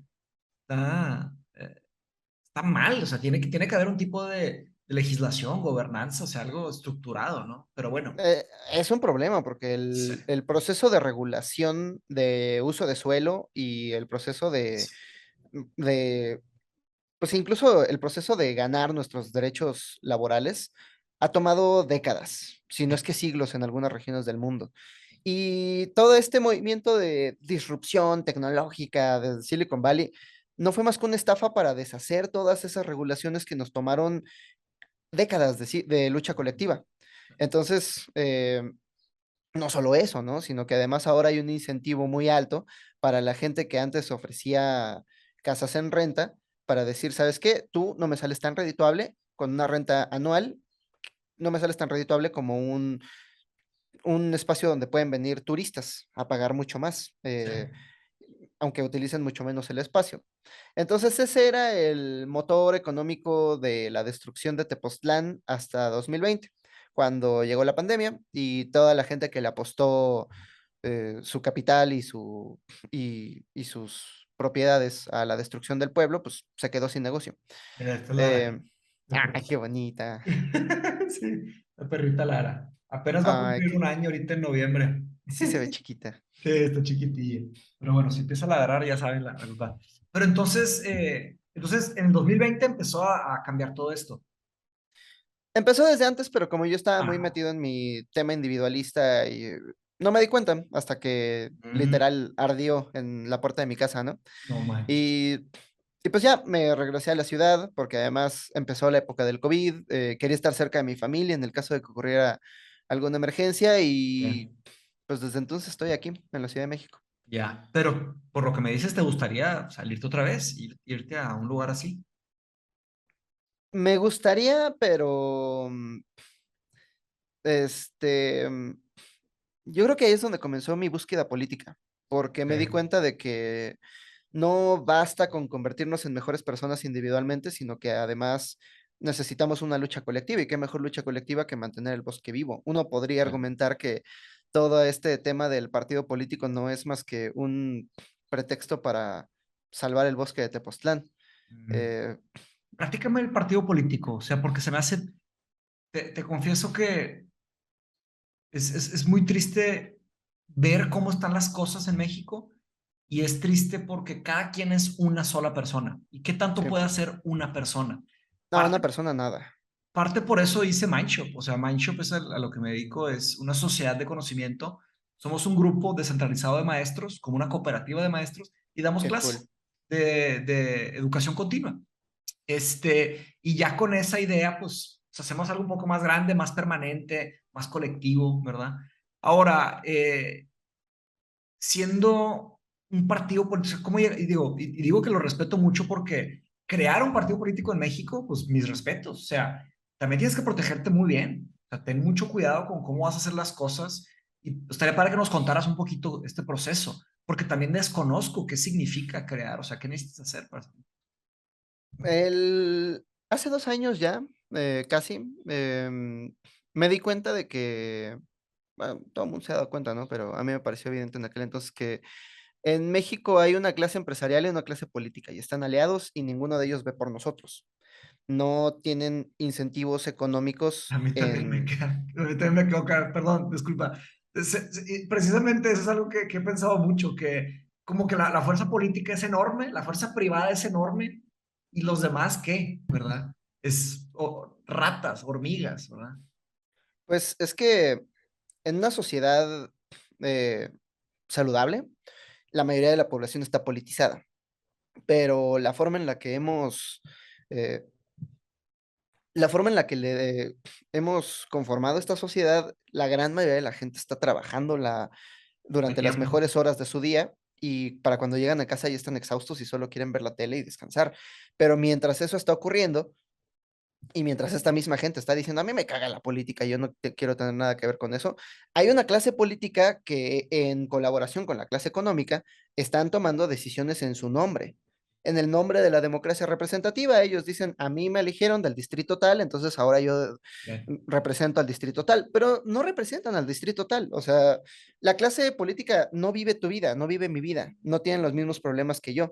A mí me gustaría, o sea, más allá de cuando se inaugura el metro, ¿cuándo se suben al metro, no?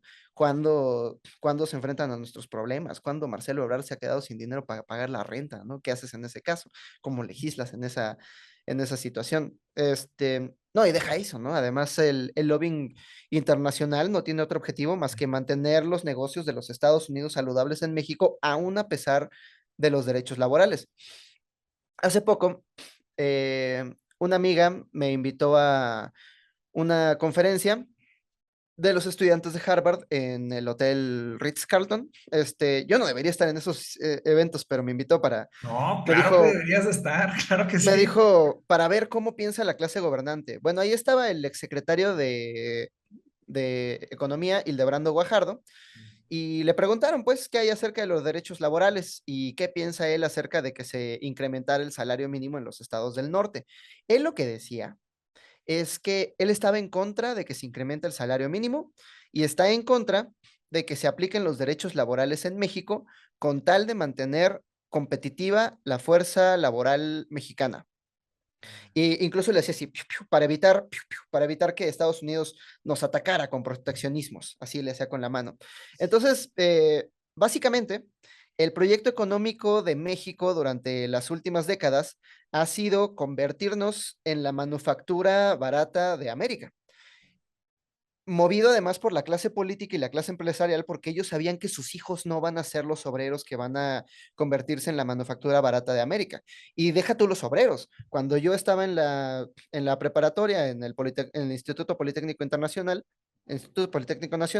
recuerdo que llegó un profesor, antes de un examen, llegó un profesor de física a decirnos, les van a aplicar un nuevo plan de estudios, yo estoy muy en contra, pero perdimos esta batalla política, pero básicamente lo que quieren es convertir a los ingenieros mexicanos en mano de obra barata para las corporaciones extranjeras. Ese era el plan económico de México y le salió muy mal, pero en el proceso pues empobrecieron a muchísima gente y nos convirtieron en una nación manufacturera. Este, porque además sabían que ellos no iban a ser los que iban a estar trabajando, ¿no? Entonces, ese es el panorama político actual. Estamos a merced de una clase política criminal e individualista, pagada por una clase empresarial depredadora y explotadora, Y en el medio está la gran mayoría de la sociedad, simplemente tratando de vivir sus vidas, despolitizados, a merced de los eventos, Eh, enojados con las noticias, sin entender pero cómo funciona, ¿sí? Sin y entender sin cuál es nada el que hacer, peligro además. O de sea, maquillaje. Sí, qué sí, violencia sin espiritual más injerencia fuerte puede alguna. hacer que estar viendo las noticias, estar viendo cómo todos los días el país se deteriora y que no te den otra herramienta para arreglarlo que vota cada 6 años. Y durante esos 6 años, déjame el espectáculo político a mí. Entonces, ¿por qué hacer un partido? Mucha gente me ha dicho, bueno, pero que tú no tienes ideas anarquistas, que no es como una contradicción la idea de hacer un partido político. Pues puede ser, es una contradicción ideológica, pero pues, yo soy como mucho más pragmático, o sea, creo en el anarquismo, creo que está bien que todos los seres humanos sean libres y demás, pero no estamos en las condiciones para hacer eso realidad. ¿Cómo pasamos del punto A al punto B? Exige crear una estrategia. eh, Intermedia o transversal, ¿no? Ajá, una estrategia pragmática, cómo hacer lo que podamos con lo que tengamos a la mano. Y lo que tenemos a Bien, la mano me son gusta. herramientas de organización ciudadana, eh, que son los partidos políticos. Los partidos políticos son la única herramienta de organización ciudadana más o menos a nuestro alcance. Y digo más o menos porque la vara para conformar partido está muy arriba, pero no es imposible. Ok. Ahorita me platicas un poco del proceso. ¿Cómo, Ok, cómo se hace? Porque, digo, me hace fascinante, pero me sospecho que hay trabas. Estoy tratando de luchar aquí, que el sol me está sí, sí, sí. agarrando de un lado, perdón. Pero de hecho necesito pues, algún tipo de cortina. Ahorita puse un cuadro aquí, pero con una cortina.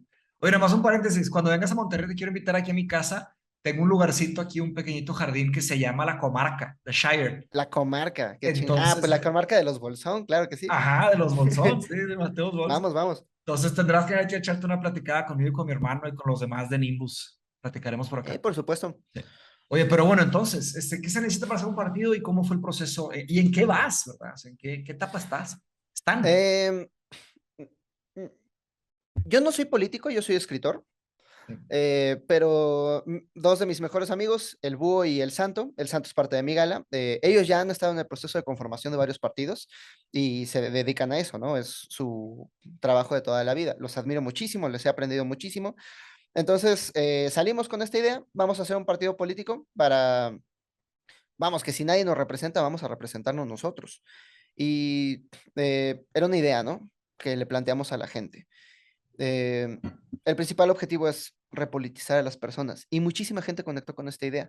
Me encanta la idea de que muchísima gente conectó en toda la República, además, ¿no?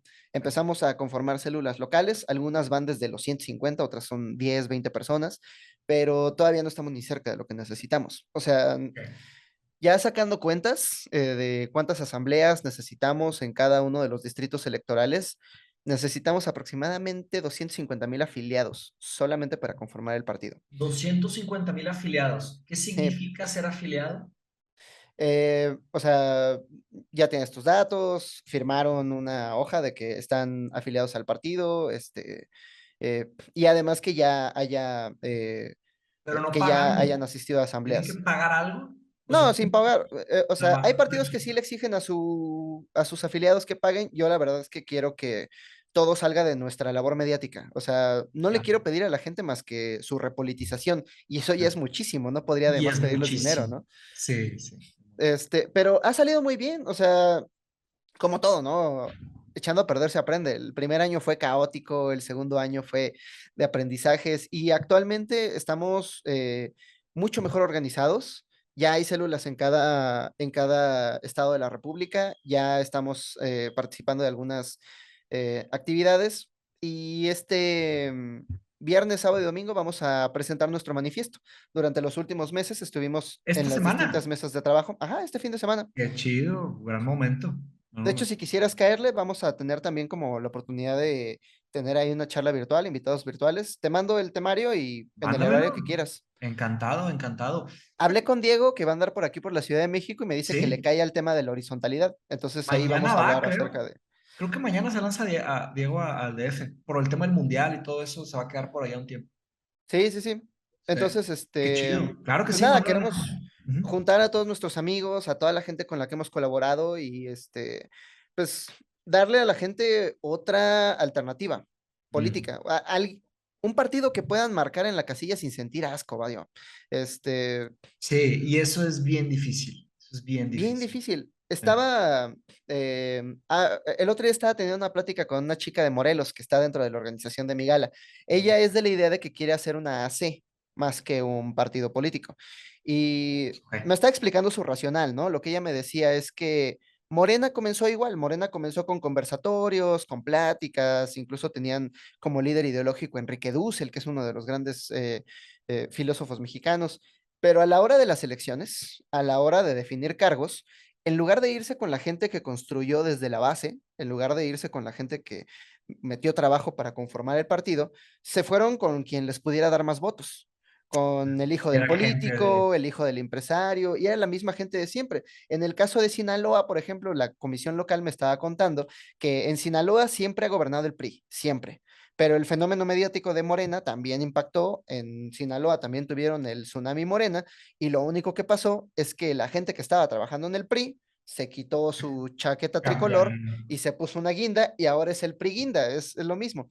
Ya. Entonces esta chica de Morelos me estaba diciendo que no pueden confiar en un partido político después de la traición de Morena, sobre todo asociaciones locales, pueblos originarios, grupos de activistas, colectivos, y mucho menos pueden confiar en un partido político, tomando en cuenta que el principal activista en contra de la hidroeléctrica de Morelos fue asesinado semanas después de que Morena llegara al poder. Y No, después de que él fue asesinado, no manches. se impuso la hidroeléctrica en Morelos. Entonces, no pueden confiar en los partidos. Y yo lo que les estaba diciendo es que yo estoy en la misma situación. Yo no puedo confiar en ningún partido político. Por eso estamos formando el nuestro. Porque, o sea, yo honestamente no veo ninguna alternativa. Veo que Sí, no hay, mi no hay. responsabilidad política como habitante de esta nación-estado, mi responsabilidad política es politizarme e incidir en las decisiones de mi país, hacer todo lo posible. O sea, no puedo vivir una vida de la que me sienta orgulloso si no hago todo lo posible para solucionar la situación social en la que me encuentro. Pero no lo puedo hacer a través de las herramientas que el Estado me ofrece porque los partidos todos ya están tomados por corruptos o por empresarios corruptos. Entonces, el único camino que veo es convencer a tanta gente como me sea posible de conformar nuestra propia herramienta política, pero conformarla bien, o sea, origen es destino. Si comenzamos como Morena, haciendo alianzas políticas con gente de dudosa moral, entonces vamos a acabar metidos en el mismo juego de siempre. Más bien yo prefiero que le demos yo prefiero educar a la gente que se sume a nuestro esfuerzo. Prefiero repolitizar a la gente que ya está decepcionada de la política. Prefiero que vayamos construyendo algo desde las bases y ver hasta dónde llegamos, aunque lleguemos después. Me acuerdo muy claramente, fuimos a Tlaxcala a visitar a la comisión de Tlaxcala para ver en qué estaban y demás. Y en el camino de regreso me acompañaron los chicos de Jalisco, que es la comisión más activa. Y para regresarse a Jalisco, tuvimos que hacer parada en la estación de camiones de La Tapo, que está junto al Congreso de San Lázaro. Entonces, como estos son chicos interesados en la política, estaban muy emocionados Mm. porque iban a ver la Cámara de Diputados, ¿no? Y decían, güey, es que aquí se toman las decisiones políticas del país. Y cuando pasamos junto a la Cámara de Diputados, estaban sorprendidos de que la calle estuviera tan sucia, llena de basura, no la han limpiado, Sí. llena de graffiti. No, no estoy exagerando. Vimos a un güey sin casa apuñalando un árbol. Ok. Y ellos pues nada Oh, más estaba loquito, estaba estaba apuñalando un así, ok, árbol. ya.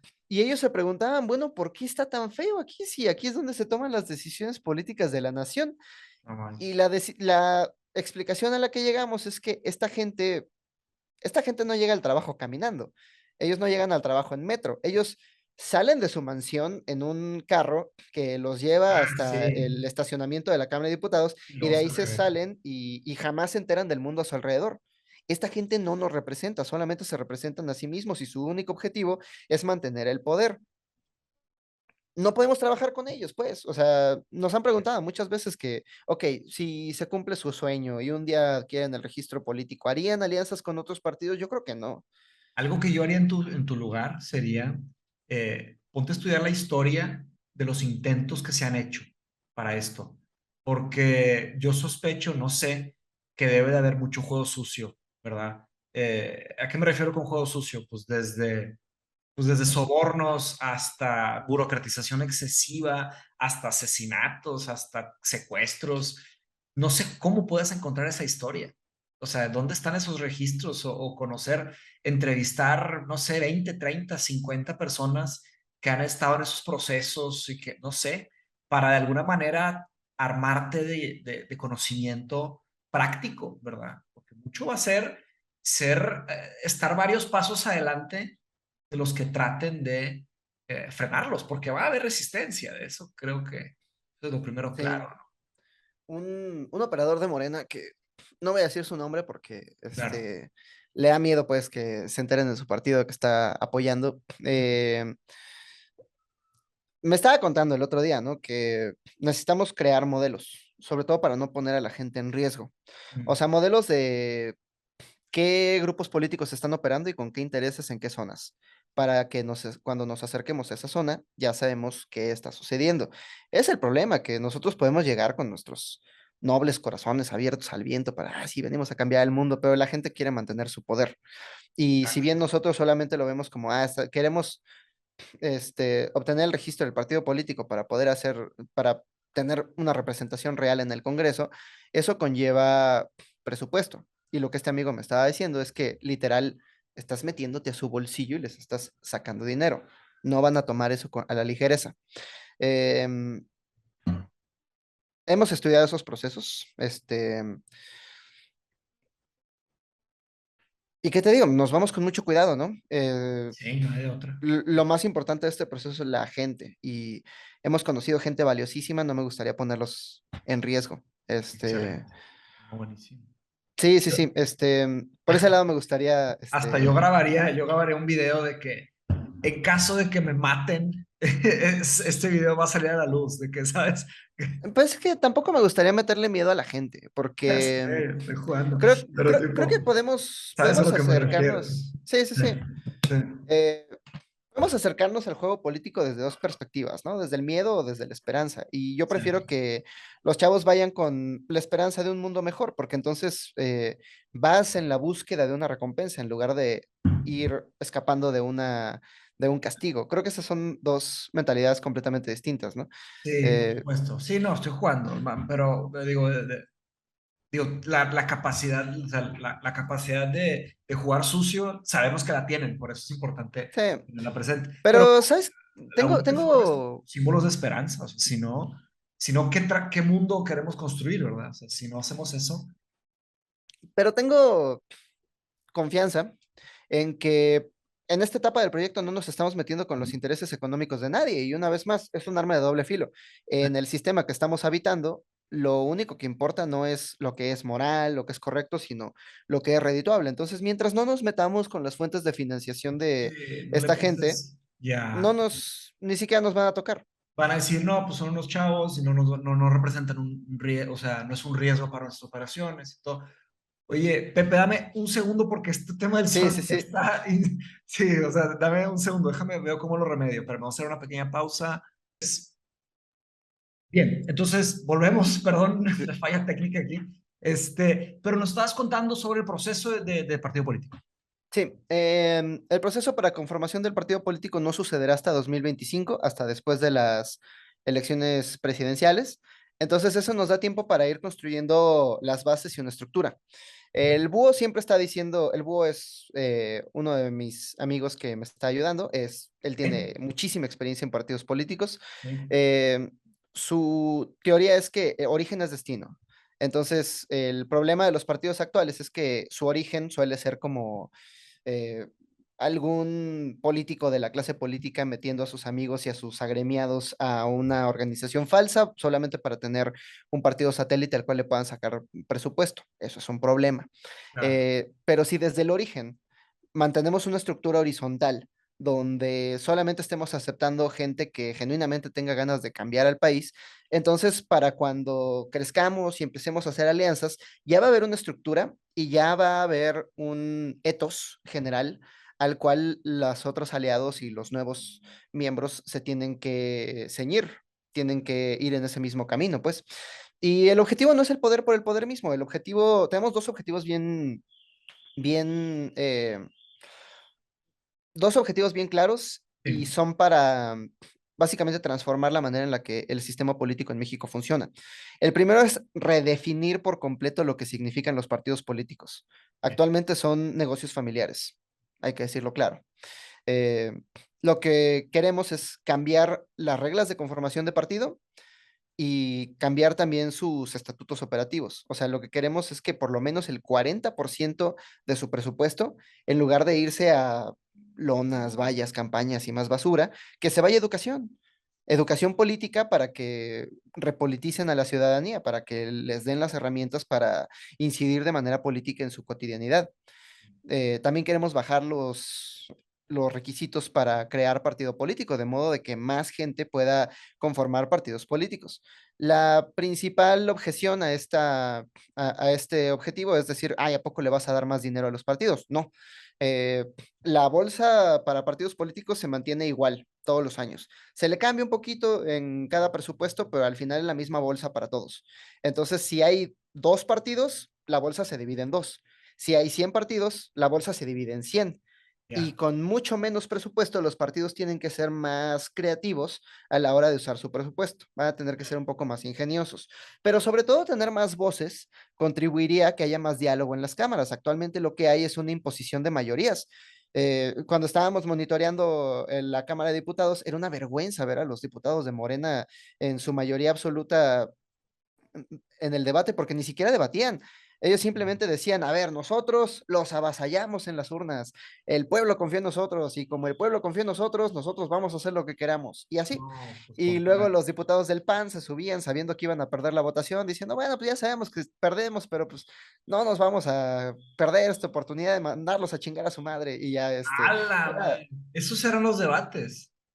todavía no has visto esta señora Lili Telles, está haciéndole fat shaming a su colega de Morena. Una cosa horrible, no, una cosa vergonzosa, precisamente porque no hay competencia, porque no hay ninguna opción. O sea, es como, vota por nosotros o la alternativa es otro político igual. Ya, Es el primer objetivo, bajar los requisitos para ser partido político, de modo que más gente tenga partidos. A mí me gustaría ver un partido feminista, un partido ciclista, un partido, vaya, hasta un partido anarcocapitalista, ¿no? O sea, no creo en esa filosofía, pero como no, dice pero Voltaire, defenderé tu derecho sí, sí, al con mi libre, vida, aunque no esté de free acuerdo. speech, aunque no sea bueno, sí.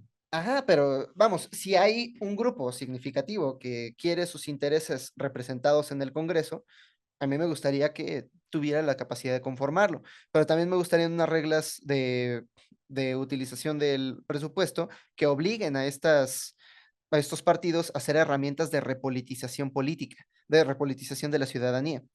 Ese es el primer objetivo. Y el segundo objetivo es convertir la democracia representativa en una democracia participativa.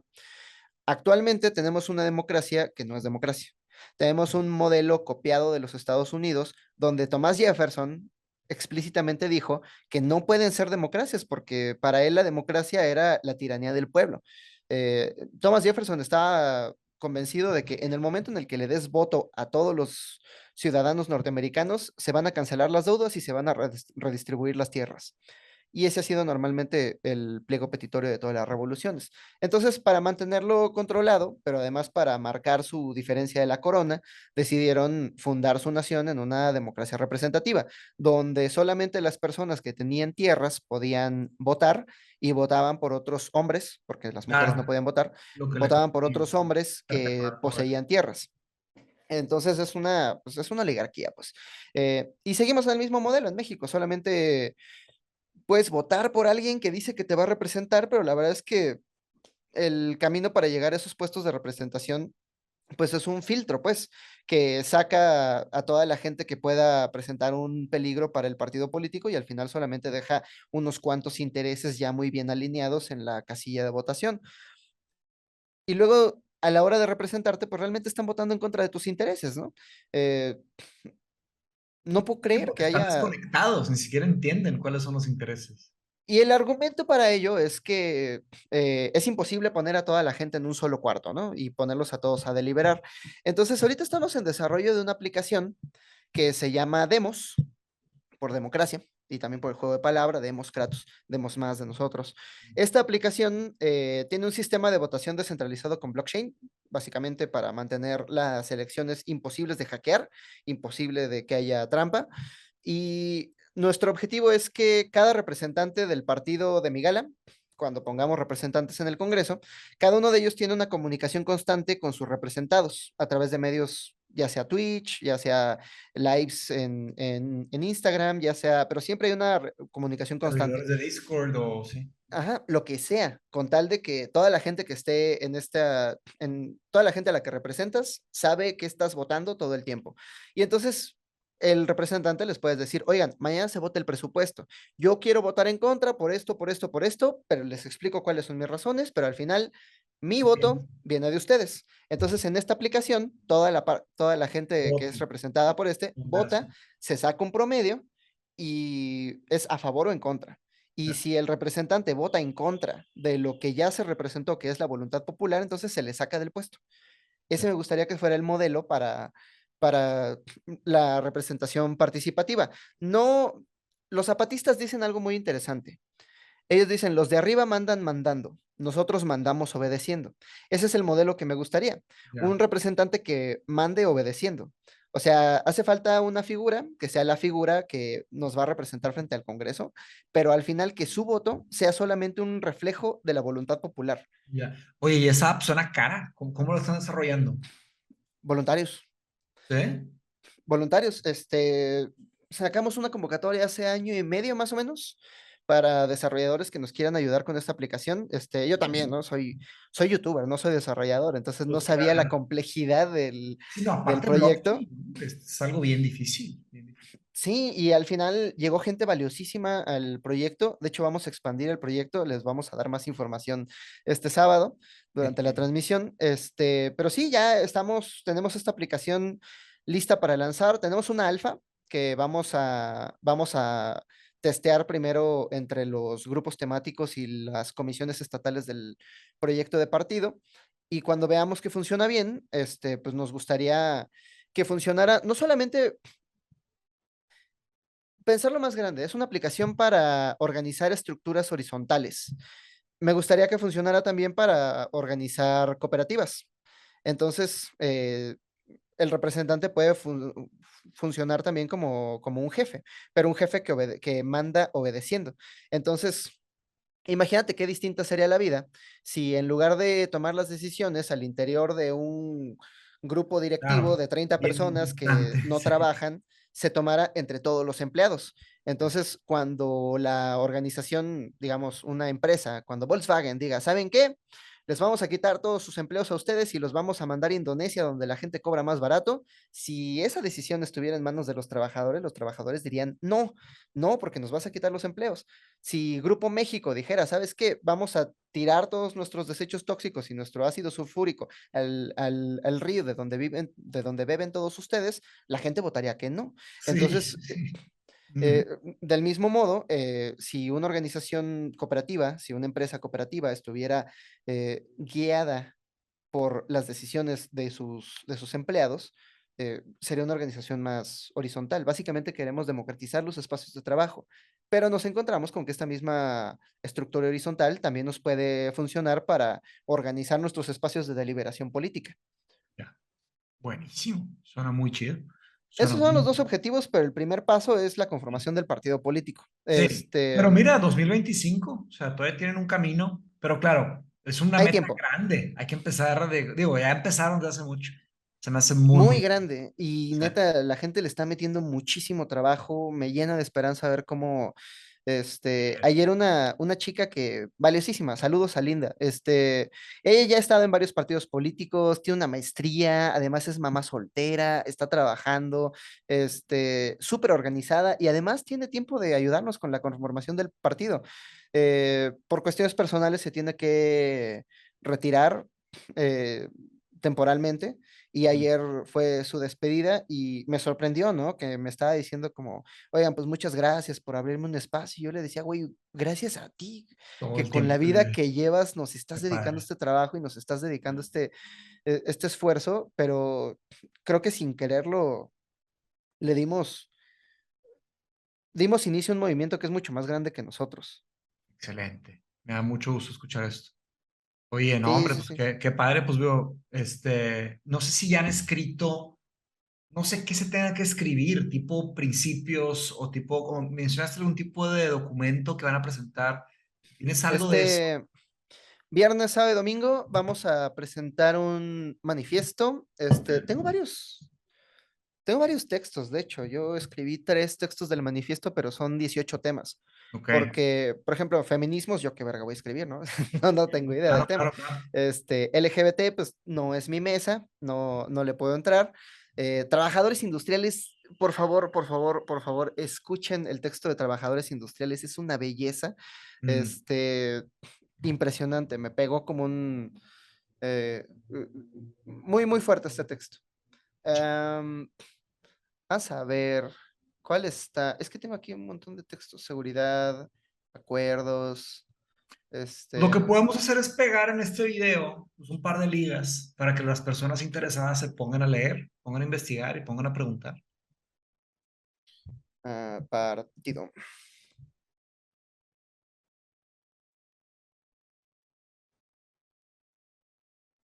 Am, Creo que me recuerdas porque tengo que... ¿Esto ya está público? Todavía no. No, lo vamos a hacer público este fin de semana. Este fin de semana. Llevamos Ok. un par de meses trabajando en el manifiesto A ver, hoy es 12 y... de octubre, esto lo vamos a publicar mañana, jueves 13 de octubre. Sí. Entonces, y no, pues no vamos a editar nada en realidad, nada más vamos a poner la introducción, el cierre y lo subimos así, completo. De hecho, o sea, te interesa, te puedo mandar una copia del video por si quieres cortar partes o algo que te sirva, con todo gusto. Mira, aquí lo tenemos. A ver, ¿Te interesa que lea el texto o puede... sí, claro, léelo, léelo. Es que creo que me gusta escribir porque puedo organizar mejor mis ideas y Sí, este es un ejemplo claro, ¿no? Ahorita muy estoy como bien. balbuceando nuestros deseos y esperanzas, pero aquí Claro, claro. está. No, pues si quieres leer un par de párrafos y comentamos. ¿Sí? Dice, ¿por qué hacer política? Queremos una vida digna y libre. No es mucho pedir. La verdad es que el ser humano necesita muy poco, pero ni eso quieren darnos. Por eso estamos haciendo un partido. Nos engañaron desde la educación más básica cuando nos dijeron que bastaba con el trabajo duro para hacerse de una buena vida, sin mostrarnos que allá fuera de las aulas los que más duro trabajan son los que menos tienen. Las reglas del juego y sus instituciones están arregladas por los explotadores para seguirnos explotando. Eso se acabó. El Estado-nación en el que vivimos dice representar a todos sus ciudadanos por igual, pero el explotador le ofrece su silencio cómplice y el que protesta le avienta a los granaderos. Este Estado-nación dice representarnos y para ello ha designado una élite de políticos de clase alta que desde sus mansiones viajan encapsulados a su teatro político sin toparse en el camino con un solo ciudadano. Ellos no viven nuestras vidas, no conocen nuestros problemas. ¿Qué nos van a representar? Su lealtad no es con México, sino con el dinero de sus corporaciones. Y el Estado mexicano es un perro faldero del capital. Nos dicen que vivimos libres porque tenemos la opción de rentar nuestra fuerza de trabajo, morir de hambre y vivir en las calles. El Estado-nación que habitamos ha convertido la pobreza en una condición tan miserable que no nos queda otra opción más que ser explotados. Los directivos de este Estado-nación escriben bellísimas leyes donde a los trabajadores se les prometen todos los derechos, pero luego no las quieren hacer cumplir. Yo los he escuchado, temen más por la economía que por la dignidad de sus ciudadanos. Esto no es un problema moral, no es un asunto de buenas o malas conciencias. La lealtad del político corrupto está con el dinero y la del político honesto con la economía. A nadie de estos ideólogos fanáticos les pasa por la cabeza el dolor de su prójimo y no es prioridad. Siempre se ponen por delante las ganancias y la propiedad privada de los capitalistas. El capital es el único fin y objetivo de esta nación que le sacrifica todo, incluso la salud y la vida de las personas que la habitan. Este Estado-nación nos ve como un medio para un fin, como desechable capital humano. Sin embargo, son este Estado-nación y su teatro de libertad y de justicia nuestra mejor estrategia para conquistar la libertad. La estrategia es muy simple. Si ellos ya enmascararon nuestra opresión con la promesa de dignidad y libertad, les haremos cumplir su promesa. Si aceptamos una ley de mentiras, viviremos vidas falsas. Solo la verdad nos hará libres. Buscamos formar un partido político porque esa es la herramienta que nos ofrece este Estado-nación. No basta con ser humanos para tener voz y voto, además hay que saltar por un aro muy alto, pero va, lo saltamos. Más vale ganarnos esta voz con esfuerzo y trabajo duro que seguir viendo a los multicolores nidos de corruptos inclinarse ante el capital mientras nos dicen que lo hacen en nuestro nombre. Formaremos un partido político porque los otros no nos representan ni les interesa hacerlo. Sus egos son el altar en el que adoran al dios dinero y al que sacrifican la libertad y la dignidad de todos a quienes dicen representar. Tendremos que sentarnos en su misma mesa para decirles sus verdades en la cara y revelar que mienten, que no trabajan más que para ellos mismos. El poder es solo un medio para un fin. Ese es el objetivo. El poder es solo un medio para un fin. ¿Sabes cuál me gustó? El de horizontalidad. Te lo puedo leer, está muy Que, cortito. Es que bueno, plantea toda nuestra organización. Para que vean también que no es una jerarquía vertical, claro, claro. autoritaria, como todos los otros partidos. Ujú. Dice, Proyecto Migala Verdaderamente. no tiene líderes porque como la gente libre, seguimos ideas, no personas. El único poder es la razón y la única autoridad es el consenso. Los de arriba mandan mandando y nosotros mandamos obedeciendo, porque sabemos que toda autoridad es una farsa, un papel que se juega con la complicidad y la autorización de quienes juegan al mismo juego. Si no queremos hacer algo, no lo hacemos, pero si nos comprometemos, cumplimos.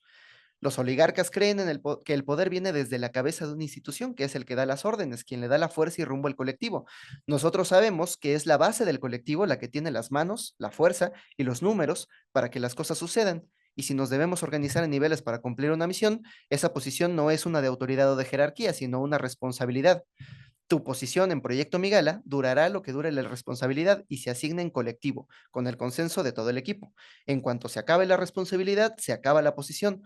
Así evitamos el poder arbitrario de alguien que da órdenes sin trabajar y nos aseguramos de que en futuras responsabilidades solo haya gente con la que el equipo quiera trabajar. Mm, El objetivo es chido. redefinir lo que entendemos por autoridad. A mí me da la impresión de que este debate entre izquierda y derecha no significa nada más que tribus ideológicas que se odian mutuamente, pero que en realidad tienen mucho más en común entre ellos que con sus líderes. Bien. Creo que la verdadera definición que tenemos que hacer es de dónde, qué legitima el poder, su cabeza o su base. Hay gente que realmente piensa que es la cabeza, es la corona la que legitima la monarquía. Hay gente que piensa que es la cabeza y la oligarquía la que le da legitimidad a todo el aparato político. Yo soy de la idea, y la gente de Migal es de la idea, de que son las bases las que legitiman el poder, que el poder es realmente como un papel que se está jugando dentro de una obra de teatro que estamos interpretando, pero que al final ese poder se juega con el consenso de toda la gente que está en la base. A mí me gustaría ver más un México dividido, más bien dirigido por las bases y de un poder que mande obedeciendo. Una democracia participativa, no representativa. Suena muy bien. Suena muy, muy chido.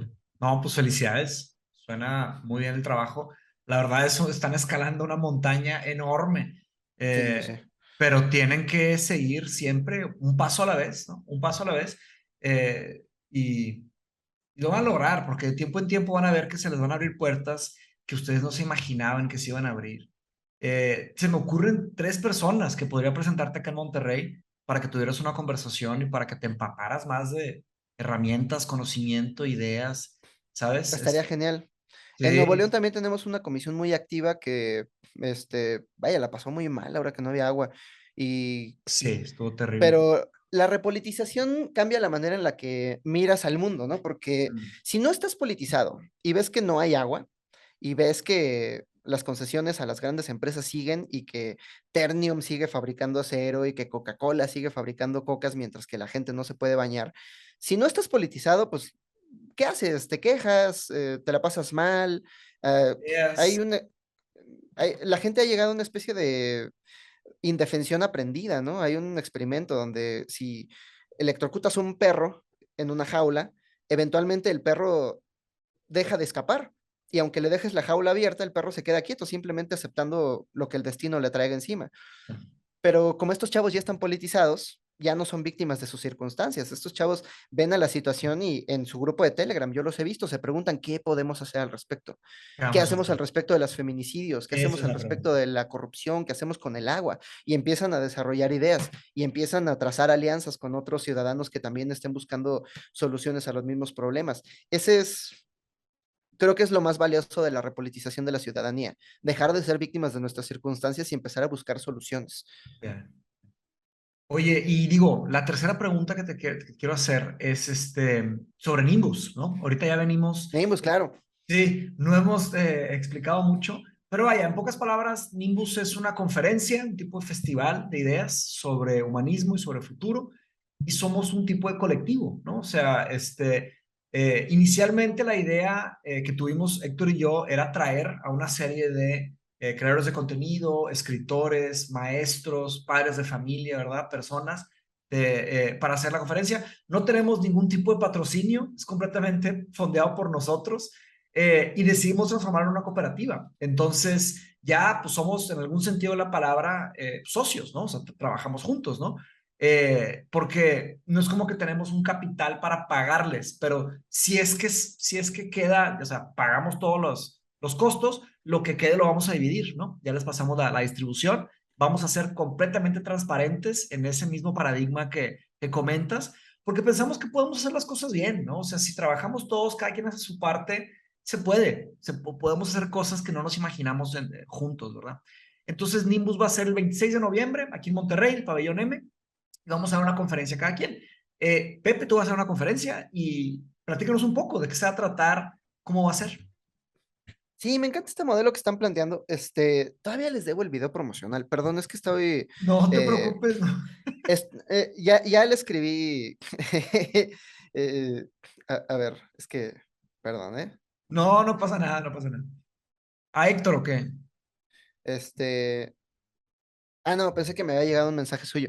Te iba a decir justo, me llegó un mensaje suyo. No, ya le escribí a Héctor que ahorita estoy metido con este tema del manifiesto, pero a partir del lunes le metemos todos los Ah, kilos sí, a no, Nimbus claro. Ustedes este y fin de semana están fuera, pero el lunes platicamos. Estamos a tiempo. vamos a llenar esa conferencia, vas a Vamos a ver. Me llenar esa conferencia. encanta. Desde la primera charla que tuvimos con todos los creadores de contenido, vi que esta es una organización distinta. Y Héctor ya me lo había dicho, es como, o sea, el objetivo no es el capital, es la herramienta que utilizaremos para hacer llegar estas ideas a más personas. Me encanta el idealismo de esta organización, me encantan los objetivos. Gracias. Sí, vamos a construirlo. Yo ese día les quiero hablar acerca de eh, naturalismo poético, que es Ok, mi nuevo paradigma ideológico. chido. Eh, el naturalismo poético es un término inventado por Sean Carroll en su libro The Big Picture, eh, donde habla acerca de el- la interpretación del mundo que nos ofrece la ciencia. Me encanta Sean Carroll porque es un físico, pero desde la metodología de la física se aproxima a la filosofía. Como que le importa no nada más que las ecuaciones salgan bien, sino que además tengamos una narrativa coherente para ¿Qué los datos significa? que nos arrija la ciencia. Ajá. Entonces, el naturalismo poético es muy simple. El naturalismo tradicional nos ofrece una explicación del mundo y dice que solamente existe un mundo, el mundo natural. Mm, Lo sobrenatural no existe a menos que podamos comprobarlo con evidencia empírica. Pero si lo exactamente. comprobamos con Natural. evidencia empírica, ya no es sobrenatural. Ya es Entra natural. como una característica más del mundo natural. Pero el problema del mundo natural es que entre más precisas hacemos nuestras predicciones del mundo, más fuera de la experiencia humana se vuelven, pues. O sea, al principio teníamos una descripción newtoniana del mundo que dices, ok, tiene sentido porque podemos, si lo piensas, la gravedad es un poco contraintuitivo, ¿no? Es esta fuerza invisible que del mismo modo que hace que la Ah, manzana caiga, ata a la luna y la tierra. Pero, ok, lo aprendemos en la escuela, hacemos ese salto de fe, pero después viene la física cuántica. Y la física cuántica nos ofrece un mundo completamente alienígena a nuestro, a nuestro entendimiento sensorial del mundo. Y después viene la teoría de cuerdas. Y después viene la función de onda, que es básicamente eh, una ecuación de probabilidad que dice dónde se van a manifestar las partículas, pero que al final es como la naturaleza total del mundo. En la ontología fundamental del universo, lo único que existe realmente es la función de onda. Y ni siquiera eso, porque la función de onda es una ecuación y el mundo claramente no es una ecuación, pero esa es su realidad más básica, pues. ujú, Pero, digamos, a partir de las interacciones en la función de onda se desarrollan las reglas del modelo estándar de la física. Y a partir de millones de interacciones físicas, surge las estrellas que cocinaron en su interior los distintos elementos que le dan cabida a la química dentro del mundo. Y a mm. partir de millones de interacciones químicas en el planeta Tierra surge la biología. Y a partir de millones de interacciones biológicas surgen todos estos mecanismos de competencia, evolución y Trillones, ¿verdad? de colaboración. Cuatrillones, sí. Ajá, cuatrillones, ¿no? Sí, muchísimos. Pero esto nos habla acerca de realidades emergentes, Ujú, propiedades emergentes que si bien no existen en niveles inferiores de interpretación, sí son una parte fundamental de la realidad y son maneras de describir a la realidad. Entonces, básicamente lo que hacemos al hablar de cualquier ciencia, lo que hacemos al describir la realidad es una metáfora. Es una metáfora de procesos que de otro modo no tienen significado. Nosotros al darle nombre por medio de esta metáfora les asignamos un significado, pero además es un significado que nos permite crear, es un significado que nos permite hacer predicciones acerca del mundo natural. Entonces, por eso le llaman naturalismo poético, porque es un naturalismo, pero que además por medio de la poesía nos permite identificar distintos niveles de complejidad en el universo. Entonces, me gustaría hablar acerca de cómo eso está relacionado con el fenómeno de la conciencia. Ahorita estoy, bueno, ahorita no, hace unos meses con unos amigos científicos teníamos un libro club donde estábamos leyendo como varios libros relacionados con el fenómeno de la conciencia. Comenzamos con este de Daniel Dennett que se llama From Bacteria to Bach and Back, que habla Ujú. acerca de la evolución de la mente. Sí. Seguimos con este Anil Seth que se llama Being You, donde brutal, Anil Seth lleva 20 años estudiando el fenómeno de la conciencia y llegó a la conclusión de que tú realmente nunca estás en contacto con la realidad, solamente estás en contacto con tus sentidos, y ni siquiera con tus sentidos, sino con los impulsos eléctricos que generan tus sentidos y que luego tu mente incorpora dentro de una narrativa general de lo que es la realidad. Entonces, básicamente estás alucinando la realidad, pero es una alucinación que tienes bajo control. Una cita de Anil Seth es que la percepción es una alucinación bajo control y la alucinación es una percepción fuera de control. Fuera de control. Sí. Entonces tenemos un modelo del mundo que estamos definiendo a partir de nuestros impulsos sensoriales, pero nuestros impulsos sensoriales también están definidos por la perspectiva que tenemos del mundo. Eh, un ejemplo es que si vas al aeropuerto a buscar a una persona, vas a tener una experiencia muy distinta que si vas y te anda de la pipí y vas buscando un baño, porque le prestas atención a cosas distintas. Cuando vas buscando a una persona, Completamente tienes diferente. tu Sí. sentido de la vista como calibrado para buscar rostros, entonces estás como cambiando, estás como buscando facciones faciales que se parezcan como a la persona que estás buscando, mientras que cuando vas al baño, pues tienes un objetivo mucho más preciso, ¿no? Vas Claro. buscando iconos, vas buscando personitas que en un letrero. Y eso nos pasa todo el tiempo, ¿no? También estaba leyendo este libro de Angela Potocznik que se llama Idealizaciones en los objetivos de la ciencia. Es un libro pesado, pero es de filosofía de la ciencia, buenísimo, impresionante, donde abre con las líneas, la ciencia no es conocimiento sagrado y no es una verdad absoluta. La ciencia es un proceso humano que se hace con objetivos humanos y esos objetivos van a definir a qué le prestamos atención. Sí. Entonces, Estructuras de poder. aquello a lo que le prestamos atención básicamente define nuestra percepción del mundo, define los parámetros bajo los cuales vamos a filtrar la realidad y al final eso define el modelo del mundo en el cual actuamos. Entonces, no sé, que me perdone Charlie Marx, pero tengo ese problema con el materialismo, ¿no? Que si bien el materialismo pone las condiciones para el actuar humano, al final es la percepción humana y las expectativas del ser humano dentro de este mundo material lo que está definiendo su actuar y su percepción del mundo donde va a actuar. Es como una simbiosis, pues, entre el idealismo y el materialismo.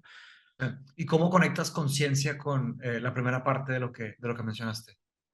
Sí, el gran problema del mundo materialista, digo, del modelo naturalista del mundo, es que no tiene un lugar para la conciencia. La conciencia es, digamos, una emergencia, es una propiedad emergente más de una de sus áreas más complejas, que es el- la biología, ¿no? De alguna manera, el ser humano ha logrado evolucionar una conciencia autorrecursiva que le permite pensar en pensar. Eh, entonces, ¿cómo entendemos dentro de este panorama del naturalismo poético el fenómeno de la conciencia? El fenómeno de la conciencia como un desarrollo evolutivo que nos permite habitar un mundo simbólico, porque esa es la cosa, ¿no? El ser humano, al ser un ser tan social, se convierte en su propio ecosistema. Los seres vivos necesitan crear un modelo del mundo para poder existir dentro del mundo, pero al mismo tiempo necesitan crear un modelo de sí mismos para saber dónde están parados. Y ese modelo del mundo es muy distinto si eres un animal solitario que va por el mundo simplemente entrando en contacto con él o si eres un animal social. El ser humano es un animal tan social que el mundo social que habitamos se ha convertido en nuestro medio ambiente. Entonces evolucionamos para existir dentro de este medio ambiente. ¿Por qué? ¿Qué ventaja evolutiva podría tener, por ejemplo, sonrojarse? ¿Qué ventaja evolutiva tienen las Claro, partes blancas de nuestros ojos? que alguien nos ve, Sino ¿verdad? decirle a otras personas ¿Qué está cómo pasando? nos sentimos sin decirles nada, que otras personas se enteran de nuestros estados internos. Sí, sí, sí. Entonces, a partir de eso hemos construido una conciencia eh, que puede transformar su realidad social a partir de un intercambio de información vamos, que estamos en otro nivel de evolución postdarwiniana. Estamos en un nivel de evolución social colectivo, que solamente, que solamente se mueve a partir del consenso general, ¿no? El otro día estaba viendo una publicación en Facebook muy graciosa que decía, eh, evidencia científica de que Dios existe. No saben que ya perdieron desde que decidieron meterse en esa partida, porque el hecho de que estés buscando evidencia científica del fenómeno Dios significa que el paradigma de la ciencia ya ganó. Ahora Dios está subeditado a Sí, este paradigma. sí, pero claro que Tomás de Aquino desde el siglo XIII ya dividió lo que es, o sea, lo que es lo universal y lo natural, ¿no? O sea, él hizo una distinción y ya es muy difícil sacar ahí. Es un tema de fe, un tema de creencia a un tema de Él es comportamiento. él tiene el primer paso. Tiene una frase que me gusta que dice, Dios no puede hacer tres cosas. Dios no puede crear otro Dios, ok, se entiende, no puede crear otro Dios. Dios no puede cometer pecado, porque por definición teológica las acciones de Dios son la definición de lo bueno. Y Dios no puede crear un triángulo cuyos ángulos interiores sumen más de 180. Sí, eso Ese, son necesidades conceptuales. Sí. Esa es la primera victoria del empiricismo sobre el paradigma católico teológico de Europa del siglo XX. Ese es el primer paso de la modernidad, en mi interpretación. Ya después, otros matemáticos me hicieron notar que hay una física, que hay una geometría post-euclidiana donde sí se pueden hacer triángulos que sumen más de 180. Santo Tomás de Aquino no sabía eso, pero, Claro. pero me encanta que tiene que meter un dato matemático dentro de su Sí. definición de qué es Dios.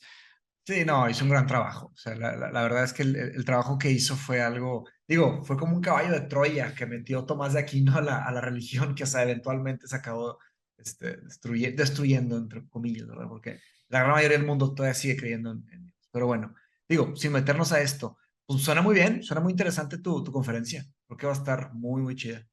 La verdad es que se está cocinando muy bien o sea, este grupo, ¿no? Este equipo. Ya traigo Sí, un gran muchas ganas equipo. de juntarnos aquí, ¿no? De platicar entre todos. No, yo ya quiero ver la conversación que va a salir después de la conferencia. Sí, va a estar muy, muy buena. Y luego, bueno, ya después de la próxima semana, pues nos podemos juntar a platicar. Puede ser en vivo o no en vivo, para platicar el documento que estamos construyendo, ¿no? Para que nos ayudes con tu input y tu retroalimentación. Y ahora sí, ¿verdad? Lo que haga falta. Sí, sí, sí, nos ponemos de acuerdo ahí.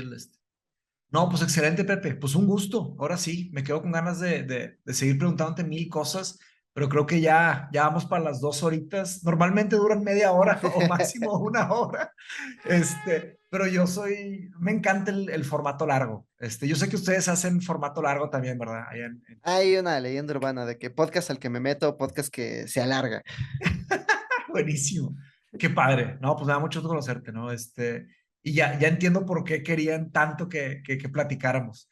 Claro que podríamos, de todo lo que salió aquí, podríamos hablar unas 2000 horas, la verdad, Sí, no, para me quedé con aterrizar todos ganas los puntos. de Sí. expandir varios temas, ¿no? Qué bueno que ya no seguimos por el camino de Santo Tomás de Aquino porque nos quedamos otras 2 horas. Sí, exactamente, ¿no? Y luego seguimos todas las conexiones futuras ahí bastante. De hecho, ya pedí más cuadros para agregar más por acá. Me faltan bastantes pues de varias inspiraciones y varios que me han aportado ahí a lo largo de los años. Pero grandes nombres, ¿eh? Sí. Me encanta ver me encanta ver a H.P. Lovecraft junto con Platón. ¿De qué habrían platicado? Sí, sí, acá, ¿verdad?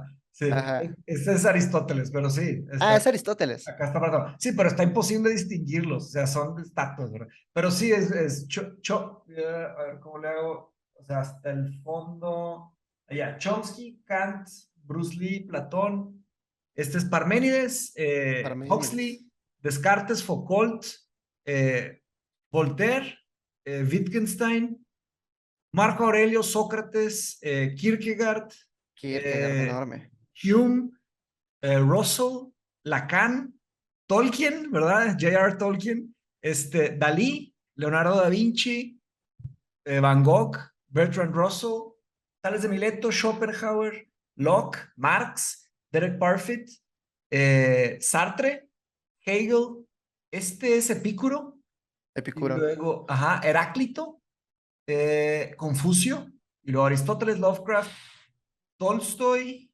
este es Leibniz, y ya, ahí son todos, unos cuantos.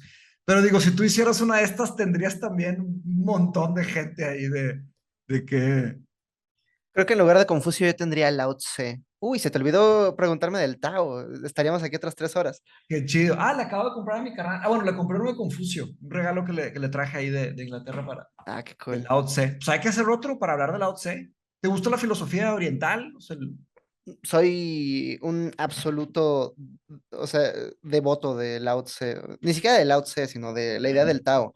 Y ok, cuando descubrí que en la ontología fundamental del universo solo existe la función de onda, dije, ahí está, es el Tao que puede ser nombrado no es el Tao verdadero. O sea, lo puedes nombrar por medio de las matemáticas, pero el mundo no es una ecuación. Eh, fíjate. es el me encanta porque se va de lo general a lo específico. Se Ujú. va como de la naturaleza del universo mismo hasta reglas acerca de cómo tienes que gobernar, por ejemplo, ¿no? Wow. Maravilloso Lao Tse, lo escucho cada 2 veces al año, por lo menos. ¿Lo escuchas? Sí, sí, sí, sobre todo por lo que hago, que es animación, Sí. animo muchísimo, entonces, Ok. es un trabajo muy repetitivo, pero es mi parte ¿Escuchas favorita de estar vivo, porque es audiolibros? una gran oportunidad de escuchar Wow. lectures, de escuchar libros, Qué chido. aprender. Sí, no, pues muy bien. Pues ahí hay otra conversación larga. Pues sospecho que habrán muchas, ¿eh? Que tenemos bastante que platicar. Sí, sí, sí, Gusto. cuando quieras. No, pues un gusto, Pepe. Excelente. Y pues me emociona mucho trabajar contigo, hombre, que vayamos a hacer este proyecto juntos y a ver qué más sale. Entonces, pues después mándame entonces la información de lo del viernes, sábado y domingo. ¿Será un tema en vivo, dijiste? ¿Cómo funciona? O sea, para conectarse. Va a ser en vivo. La mitad de nuestros invitados se van a conectar por medio de Meets. La otra mitad van a ir presencialmente. Si Ok. quieres, te voy platicando un poco los temas en los que vamos a participar para que, digo, a ver si te animas a participar en alguno de ellos. Mm, El primer día, el viernes, es el día de identidad, donde decimos quiénes somos. ok. Ese día vamos a hablar de feminismos, LGBT, pueblos originarios y horizontalidad. El segundo día es el día de nuestros principios políticos más básicos. Ese día vamos a hablar de democracia, izquierda y derecha, partidos políticos, libertad, derechos humanos y multiculturalidad. Y el tercer día es el día, digamos, de las profesiones, ¿no? El día de las herramientas con las que vamos a cumplir nuestro objetivo. Ese día vamos a hablar de ciencia, economía, arte, sustentabilidad y finalmente derechos laborales, que creo que es una de las luchas Sí. más importantes en México. Me interesa, digo, creo que el tercer día o el segundo día también suena padre. El tercer día sería, digo, a lo que yo me dedico es pues la ética de la inteligencia artificial, ¿no? O sea, de hecho, estoy haciendo una consultoría de ética de inteligencia artificial y en mi maestría voy a estudiar la legislación, o sea, cómo legislar, Qué cool. sí, AI governance, porque está bien difícil ese tema Sí. de la legislación de inteligencia artificial y se va a poner cada vez más difícil y más complejo. Entonces el tema de tecnología, ciencia, todo eso. Y de hecho quiero hacer mi doctorado en eso. O sea, quiero hacer mi doctorado en no en la ética de la inteligencia artificial, sino que en la ética de la ciencia y la tecnología. En eso quiero hacer Ujú. mi doctorado. Pero todavía falta. Eso va a ser hasta el 2024. Pero pues hay mucho que platicar, mucho que conversar ahí Pues, sobre estos temas. si quieres te mando los horarios y ¿Sí? invitadísimo, al tema que Eh, gustes. Muchas gracias, Pepe. Pues un gusto. Pues bueno, pues vamos cerrándola. Eh, Después tendremos otras. Yo también esta semana estoy descansando, según Sí. yo. pero claro, porque la próxima semana arrancamos otra vez con clases en Mindshop, pero claro que no sé descansar, siempre estoy haciendo todo lo que puedo a toda costa. Entonces, pues vaya, esto es una gran actividad que yo no considero como trabajo para nada. Para mí es un gusto conocer personas tan interesantes, tan multidisciplinarias, con una historia tan inspiradora como la tuya, Pepe. Te felicito por tu trabajo Gracias, gracias. y admiro todo el futuro que se viene por delante contigo. Eh, tienes un amigo más acá. Yo sé que, como decía Aristóteles, ¿no? El deseo de hacer amigos es rápido.